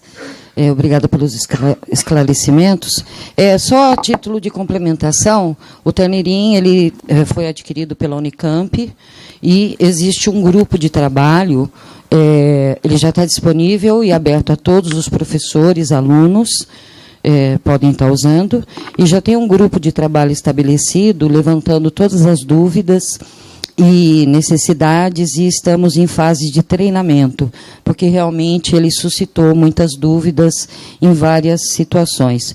Isso a gente tem conversado com o professor Munir e também tem levado essas questões para que a gente possa, dentro da competência e informação, a gente também está levando o software e também todas as questões de plágio, né? Que é aquilo que você falou. A gente tem o uso da ferramenta, mas o que é plágio? Né? Você quer complementar, Regiane? A Regiane, que é a bibliotecária-chefe, é isso? Então, ela não é bibliotecária-chefe, ela vai complementar. Não sou bibliotecária-chefe, não. Sou coordenadora do sistema de bibliotecas e a Val é coordenadora associada. Na verdade, o Turnitin é bem recente na Unicamp. Eu não sei quando você conclui seu doutorado, mas ele não tem nenhum ano de Unicamp.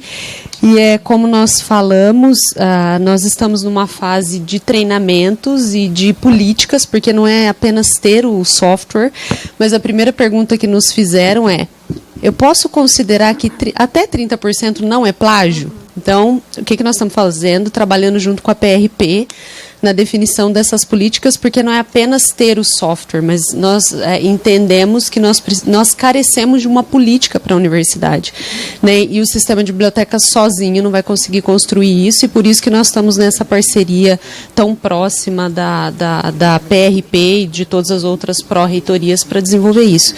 Ele está hoje, o Turnitin, na página inicial do sistema de bibliotecas, então entrando ali, você já consegue, ele tem um banner enorme na página inicial, que é por ali que se faz o acesso. Mas a gente realmente identifica que precisamos trabalhar, né, professor Munir, muito ainda nessa questão da divulgação e das políticas. O essencial nesse momento é realmente a política, porque se eu identifico um plágio, o que eu faço, né, quantos % eu considero plágio, enfim, a questão da citação que você colocou na sua apresentação, as pessoas ainda têm muitas dúvidas sobre isso. Então, o que a gente percebe é que, na verdade, a gente tem um problema de que aquilo que as universidades americanas conseguem resolver no primeiro ano da graduação, que o aluno ele sabe fazer uma citação, ele sabe onde buscar informação. Hoje os nossos alunos pensam que o Google é a solução de todas as coisas. E a Unicamp, por exemplo, a CAPES gasta milhões por ano, a Unicamp gastou 18 milhões ano passado com fontes de informação, e os nossos alunos nem sabem disso. Então isso é meio desesperador, por isso que a gente sabe que isso qualifica a pesquisa, que a qualificação da pesquisa depende, em certa medida, da informação que você está usando para desenvolvê-la. Então, esse é o nosso esforço no âmbito do Programa de Competência e Informação. Obrigada. Muito obrigada. Perguntas? Quem que falou? Regiane, eu queria, se você pudesse, você ou Valéria, pudesse complementar a respeito da sugestão do Leandro, se é possível acoplar o Turnitin com o Moodle. Ela diz que sim. Depois porque depois vai ter um outro seminário só sobre esses sistemas. Então vamos tratar do assunto de hoje, ainda que me permita a moderação. Não, tudo bem. Professor Edmundo. Ok, Edmundo do Instituto de Computação. Minha pergunta vai ser sobre autoplágio. A gente falou bastante aqui, né, sobre plágio, e hoje, principalmente com essa tendência de que precisa publicar bastante, essa pressão para se publicar, muitas vezes tem essa tendência de se copiar o próprio trabalho. Então, eu queria que vocês comentassem um pouco sobre isso, que acho que é um ponto que também tem que ter uma certa atenção hoje.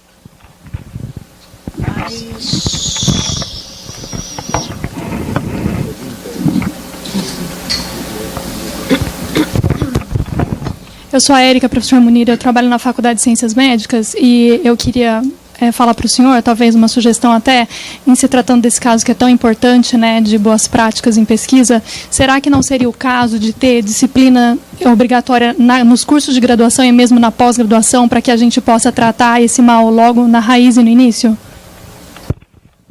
Mais alguém nesta rodada? Então, por favor. Só para o pessoal que estava aí com dúvida, Turnitin, também tem um pessoal da Turnitin aqui, então talvez vocês pudessem até aproveitar, se puder levantar a mão e já falar diretamente. Sobre o autoplágio, quando a gente conversa com professores e alunos, essa é uma questão que mais aparece. O pessoal fala, mas é meu! Eu que escrevi isso e publiquei, por que eu não posso citar, não posso usar? Né? A gente vê algumas áreas, quando você vai... A pessoa tende a fazer experimentos muito parecidos, então ela descreve a metodologia exatamente igual, né? E as revistas já identificam isso, já não aceitam, né? Então, na verdade, mesmo quando você que escreveu originalmente, ao escrever de novo, você, se usar o mesmo trecho, você tem que citar que aquele trecho é seu de um trabalho anterior. Não pode usar exatamente igual. E esse é um problema, um dos mais comuns que a gente está percebendo.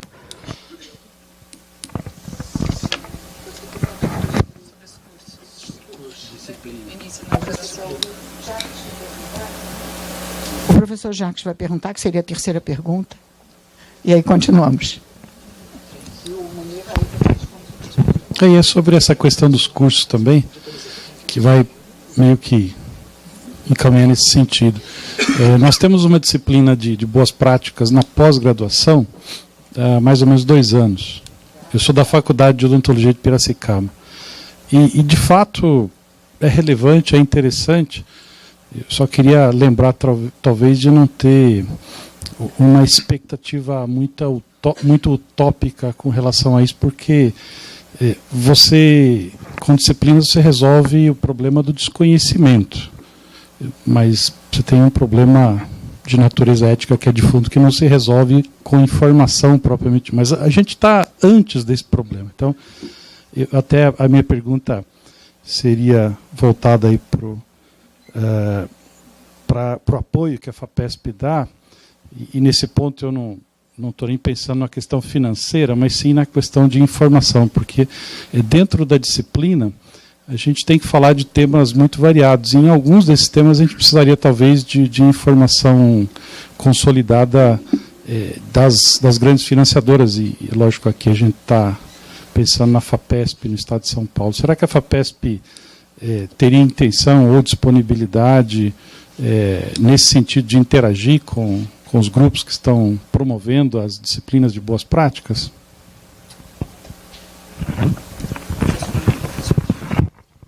Eu vou responder sobre... eu não sei se disciplinas... Como as disciplinas ficam a cargo das unidades, é muito difícil qualquer, digamos... ingerência assim, por parte da Pró-Reitoria. Eu acho que os seminários periódicos, começo de semestre, workshops, eu acho que eles tendem a funcionar um pouco melhor do que disciplina. Porque disciplina tem que alocar um docente, aí esse docente tem que estar capacitado para falar daquele assunto, e muitas vezes ele não está. E eu acho que uma questão de seminários, digamos, itinerantes, que vá circulando pelas unidades, pode abranger um público maior, eu tenho a impressão que funciona um pouco melhor. E mostrar as ferramentas, né? Cartilhas. Tem uma coisa que eu gosto muito, eu já falei isso várias vezes, mas eu ainda não fiz. Eu gosto muito daqueles videozinhos curtos, onde tem alguém desenhando, bli, bli, bli. Fala-se muito rápido, 2 minutos, 3 minutos, e você transmite uma mensagem de forma densa, né? Isso é uma sugestão interessante, na minha opinião, não sei, que se pode disponibilizar essas coisas nos nossos portais. Então, ali, frequentemente, as pessoas podem visitar, pode viralizar aquela coisa em termos dos alunos. Eu acho que pode fazer uma série desses tipos de vídeo. Foi uma ideia que eu já tive em outros contextos, até na questão orçamentária, por exemplo. Eu falei, vamos fazer um vídeo aqui para mostrar o tamanho do rombo. Mas é tópico para outro dia. Então, com relação à questão do Jacques, a FAPESP já tem várias iniciativas nessa direção. Quer dizer, se vocês consultarem o site da revista da FAPESP, tem um link lá que é sessões. Aí tem uma seção que é boas práticas. Tem uma coleção uma por mês desde 2010, de casos de tratamento disso que são ideais para usar, ideais não, mas são bons para usar quando vai discutir com os estudantes, com os jovens e tal. Como eu mostrei na página que a FAPESP fez sobre as boas práticas, tem também material de muitos países e ali se atualiza os links, então tem um conteúdo. Mas eu queria concordar aqui com a maneira como o Munir pôs, quer dizer, me parece, aí não é a FAPESP, mas a mim me parece que é mais eficiente tratar deste assunto com seminário, minicurso, treinamento, quando o estudante chega, como a Sabine contou, o estudante chega numa universidade americana, na primeira semana eles vão lá aprender as coisas de segurança, de como é que faz no laboratório, onde é que é o telefone da polícia, como é que faz não sei o quê, como é que se comporta, boas práticas, quer dizer, tem uma semana que os alunos aprendem isso, não é uma disciplina que vai pôr no currículo, porque a gente tem uma tendência de já virar num assunto de um cartório curricular que, sabe, já tem coisa que os estudantes precisam aprender no curso, né? Então, talvez fosse bom pensar numa coisa mais de natureza extracurricular do que curricular, e com mais flexibilidade, porque você uma hora fala de uma coisa, outra hora fala de outra, não é um negócio que todo semestre é a mesma coisa, falando, uma lista de exercícios sobre boas práticas, não consigo imaginar isso. Teremos mais 3 perguntas e depois terminaremos, porque nosso horário é controlado a ferro e fogo.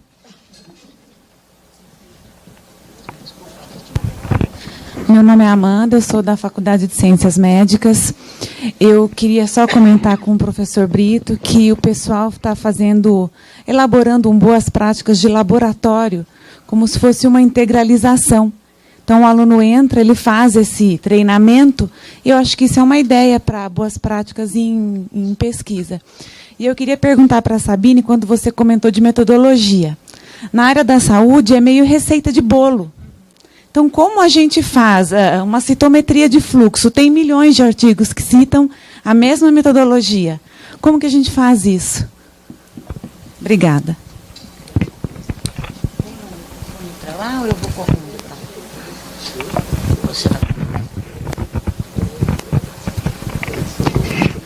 Bom, eu sou Rodolfo Azevedo, diretor aqui do Instituto de Computação.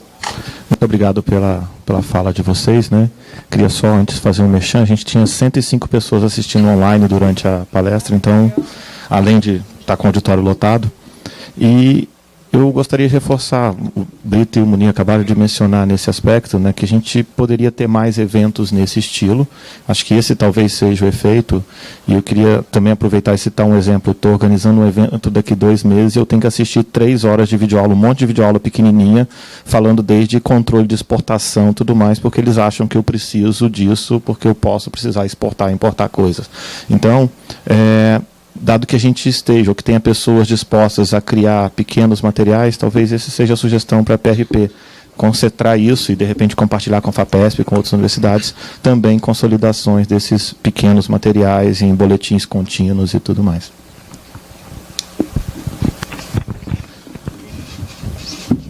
Bom, meu nome é Pascoal Palhuso, sou diretor do Instituto de Física. Queria agradecer e parabenizar os 3 pelas apresentações e queria fazer um comentário em relação ao uso do Turnitin para detectar plágio nos relatórios das disciplinas. O FGW, na verdade, por iniciativa dos professores do laboratório, tem usado o Turnitin para isso e, na verdade, ele funcionou muito bem, não só para detectar o plágio, mas sim para mostrar para os alunos como fazer. Então, vários docentes, na verdade, pegavam um exemplo de um relatório, usavam o Turnitin e mostrava para eles como o plágio estava aparecendo naquele relatório. Então, na verdade, essa educação foi muito mais eficiente do que a punição. Então, os professores que fizeram isso no começo perceberam uma evolução fantástica da turma. E nós usamos o Moodle para construir o banco de dados e relatório, e o Turnitin para fazer a verificação. Então, um comentário. Tem mais uma pessoa que o professor Munir havia pedido para ela falar. Boa tarde, eu sou a Glen Mara, da CPQBA, e temos um grupo de trabalho na Pró-Reitoria de pesquisa que se chama PATIGEM. Então, aqueles que trabalham com plantas, animais no nosso território ou micro-organismos, existem informações no site da PRP, dentro do site, o site chamado PATIGEM, e desde 2015 nós temos a nova legislação, existe uma medida provisória, desde 2015 uma nova legislação, e então, como tem pessoas de diferentes áreas, quem está ligada a essas áreas tem a necessidade de obedecer à legislação vigente para estar em ética na pesquisa, né? Então, faz parte da ética. Então, como são pessoas de diferentes áreas, o que foi sugerido é que quem tem interesse consulte as informações. Obrigada. Não, você pode. Bom, houve 2 observações e uma pergunta e, por favor, peço a vocês para responderem e comentários finais. Obrigada. Só queria falar a questão do boas práticas, né, no laboratório. Você estava, antes de você começar a fazer pergunta, eu tinha comentado aqui exatamente, a gente estava comentando aqui com o Brito, que dependendo de qual instituto, onde você esteja, essas práticas são bastante reforçadas ali. Na química, por exemplo, a questão de uso de EPI, trabalhar com gases voláteis sempre dentro da capela, mas há 10 anos atrás não era assim, né? Eu me lembro quando eu fiz QG 102, que eu tinha um canivetinho e eu chupava a laranja do bandejão, comia o canivetinho na aula do laboratório, que eram as 2, né? E o professor falou, nunca use o seu canivete, não sei o quê, para comer, porque aqui dentro do laboratório... Bom, isso evoluiu bastante. Mas tem uma coisa que eu acho que ainda está relacionado muito com a questão da boa prática no laboratório, na hora de você tomar a medida, os seus dados dos experimentos, com a questão do registro das informações e a gestão desses dados. Então, é uma zona de interface entre a boa prática no laboratório e a política de gestão de dados, que é exatamente quando você toma os dados e como é que você faz o registro da sua coleta, dos seus experimentos no laboratório. Isso também não acredito que tenha prática uniforme. Eu acredito que, dependendo do grupo, a pessoa vai anotando num caderno, e tem outros grupos onde isso tudo é digitalizado, vai se anotando em algum tipo de notepad ou de iPad e que depois é armazenado. Mas é uma questão que é bastante heterogêneo, né? E isso é importante para a rastreabilidade. O pós-doc, o aluno vai embora, ninguém consegue fazer aquela reação, ninguém consegue reproduzir aquela atividade biológica, enfim, né? Então, esse tipo de aliança entre a prática e o registro dos dados, né, é uma coisa difícil, mas ela é muito importante. Agora, requer uma mudança de cultura, né? Você vai chegar para um professor ou uma professora, um cinquentão lá, e vai falar assim, olha, de agora em diante não vai funcionar. Então, esse ponto, essa interface lá na frente, eu não sei como fazer. Mas é importante que se tenha algum tipo de guideline ali, ou diretriz para isso.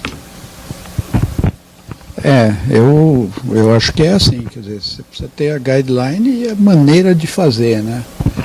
Porque as maneiras vão mudando, mas o essencial é ter uma forma de você registrar bem o que acontece no laboratório. E aí comunidades diferentes têm jeitos diferentes, e os jeitos vão mudando, né? Outro dia eu achei na minha sala uma caixa de disquetes com arquivos em Keywriter. Não sei quem daqui lembra disso, mas era uma coisa que fazia a impressora de pino escrever fórmula em algum tempo aí.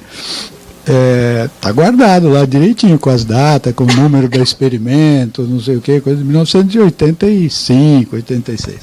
Então, você tem que guardar de algum jeito para você ter acesso, e que você lembre, né, e documentar, o que eles chamam, hoje chama metadado, né?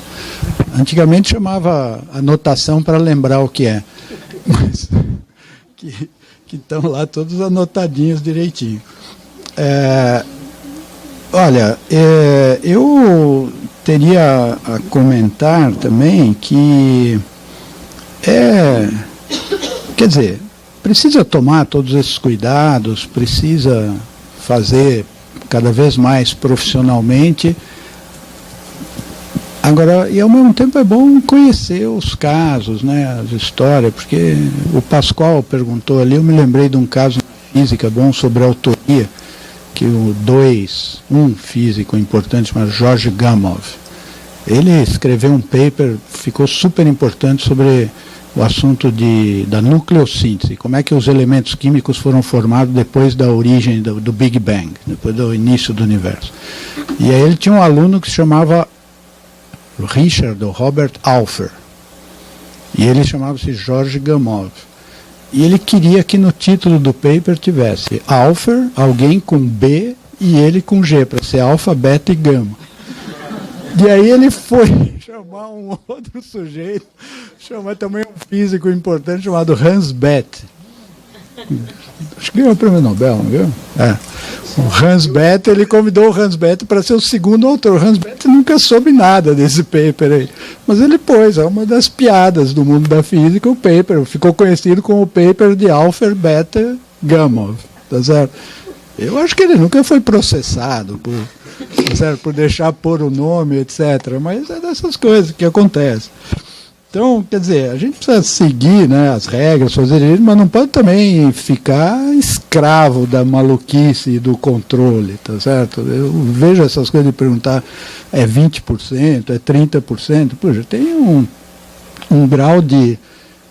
A gente deveria querer que a nossa vida fosse governada por um grau de razoabilidade, que o que define se é plágio não é uma porcentagem, né? No mundo justo, o que define se tem plágio no trabalho ou não, deveria ser quando o estudante dá o negócio para você. Hoje eles não dão, manda pelo computador, mas você pergunta para ele, tá tudo bem feitinho aí, você fez direito, você seguiu as regras. Se ele falar que sim, é sim, né? Mas não, hoje em dia vai discutir quantos % pode ter, quer dizer, precisa ir com calma nesse mundo aí, senão a vida fica horrível demais. Esse é meu comentário final. Vou pegar aqui o gancho do Brito. Na verdade, o que eu entendo desses softwares e do software da Turnitin é que não tem um indicador de isso é plágio. Existe um indicador de semelhança e aí o próprio professor, né, vai analisando para ver o que é aquilo, né? Eu vou voltar a pergunta para você. Eu acho que, na verdade, esse é um caso para reflexão que pode até usar como exemplo o caso da física. Esse tipo de software, na verdade, ele é um software educacional, né? A ideia é justamente treinar a escrita e treinar o feedback, que muitas vezes a gente não tem na graduação e na pós. Então, ter o feedback, usar o software para ter o feedback. Então, eu acho que até pode ser um exercício para esse tipo de... Eu escrevi, mas, enfim, é sempre uma metodologia muito parecida. O que a gente faz, né? Eu acho que pode ser um exercício isso. Agora, nesse momento, eu não tenho uma resposta. Comentar também que eu gosto muito dos cursos extracurriculares. Eu concordo que a gente ficar colocando mais disciplina. Tem cursos que já tem 40 horas de aula, né, por semana. Talvez não seja o caso, mas eu gosto bastante desse modelo de extracurricular ou de discussões como essa que a gente está tendo aqui. E só contar uma história para fechar. Eu comentei que quando eu cheguei na Universidade de Michigan, eu fiz essa introdução aí, toda completa, durante uma semana. E aí eu tive meu primeiro contato, de fato, né, com plágio é isso e tal.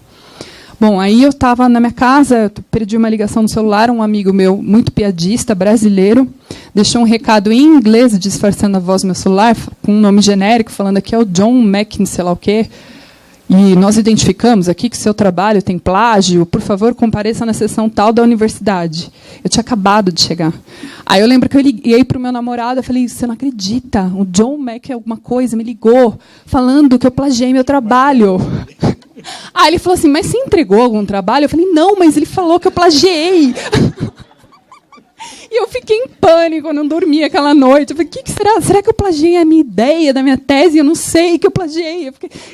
Ele falou, nossa, plagiei, eu nem sabia direito.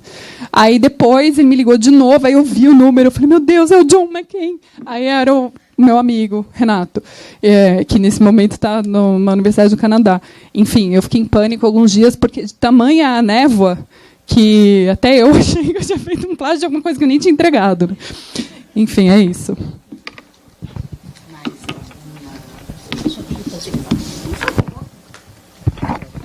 Já está avançado da hora. Eu só queria fazer outros comentários. Aqui nós discutimos essencialmente alguns aspectos das boas práticas em pesquisa, mas tem outras coisas, seria para um outro dia, que também está associado à questão das boas práticas e que é difícil. Aí vai um pouquinho mais para o lado da ética, mas também são assuntos de extrema importância. Especialmente quando tem agora a questão... existem muitos intercâmbios, não é? Mas, por exemplo, antes de ir, por exemplo, para uma universidade do exterior, é bom deixar colocado no que a pessoa vai trabalhar, nos acordos, como quem vai coautorar o quê, se vai poder trabalhar num outro projeto ou não, dedicar parte do tempo. Esses acordos prévios também fazem parte de boas práticas, porque eles garantem a integridade da pesquisa. Então, são assuntos para um outro dia, seria oportuno. Por exemplo, conflitos éticos entre orientador e orientados, ou vice-versa, ou entre orientando e orientando, não é? É tão comum, e como é que a gente faz para resolver esses conflitos? Quais são os mecanismos, né? Então, isso são assuntos para outro dia. Alguém mencionou assédio, também é uma outra questão importantérrima, não é? Por exemplo, professor, eu preciso me defender minha tese daqui a um mês. Aprova o meu negócio. É um assédio. Não. Bom, era isso, então, que eu... Bom, a vantagem de ser moderadora é que eu sempre falo depois. Professor Munir, o senhor está acusando a DAC de fazer assédio aos alunos porque tem prazo para entregar. Como estamos no Instituto de Computação, vale a pena revelar que nós temos aqui um software desenvolvido pelo professor Tomás Kowaltowski chamado SUSE.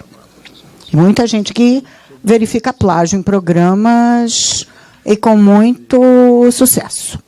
E, finalmente, eu vou agora falar de boas práticas associadas ao material produzido durante esta apresentação. Os 3 palestrantes receberam um termo de consentimento para nós podermos divulgar o material e o vídeo da palestra para evitar que sejamos acusados de más práticas ao disseminar material não autorizado. Então, muito obrigada à mesa, obrigada a todos pela presença, e breve teremos mais um seminário. Breve, daqui a mais ou menos um mês. Obrigada.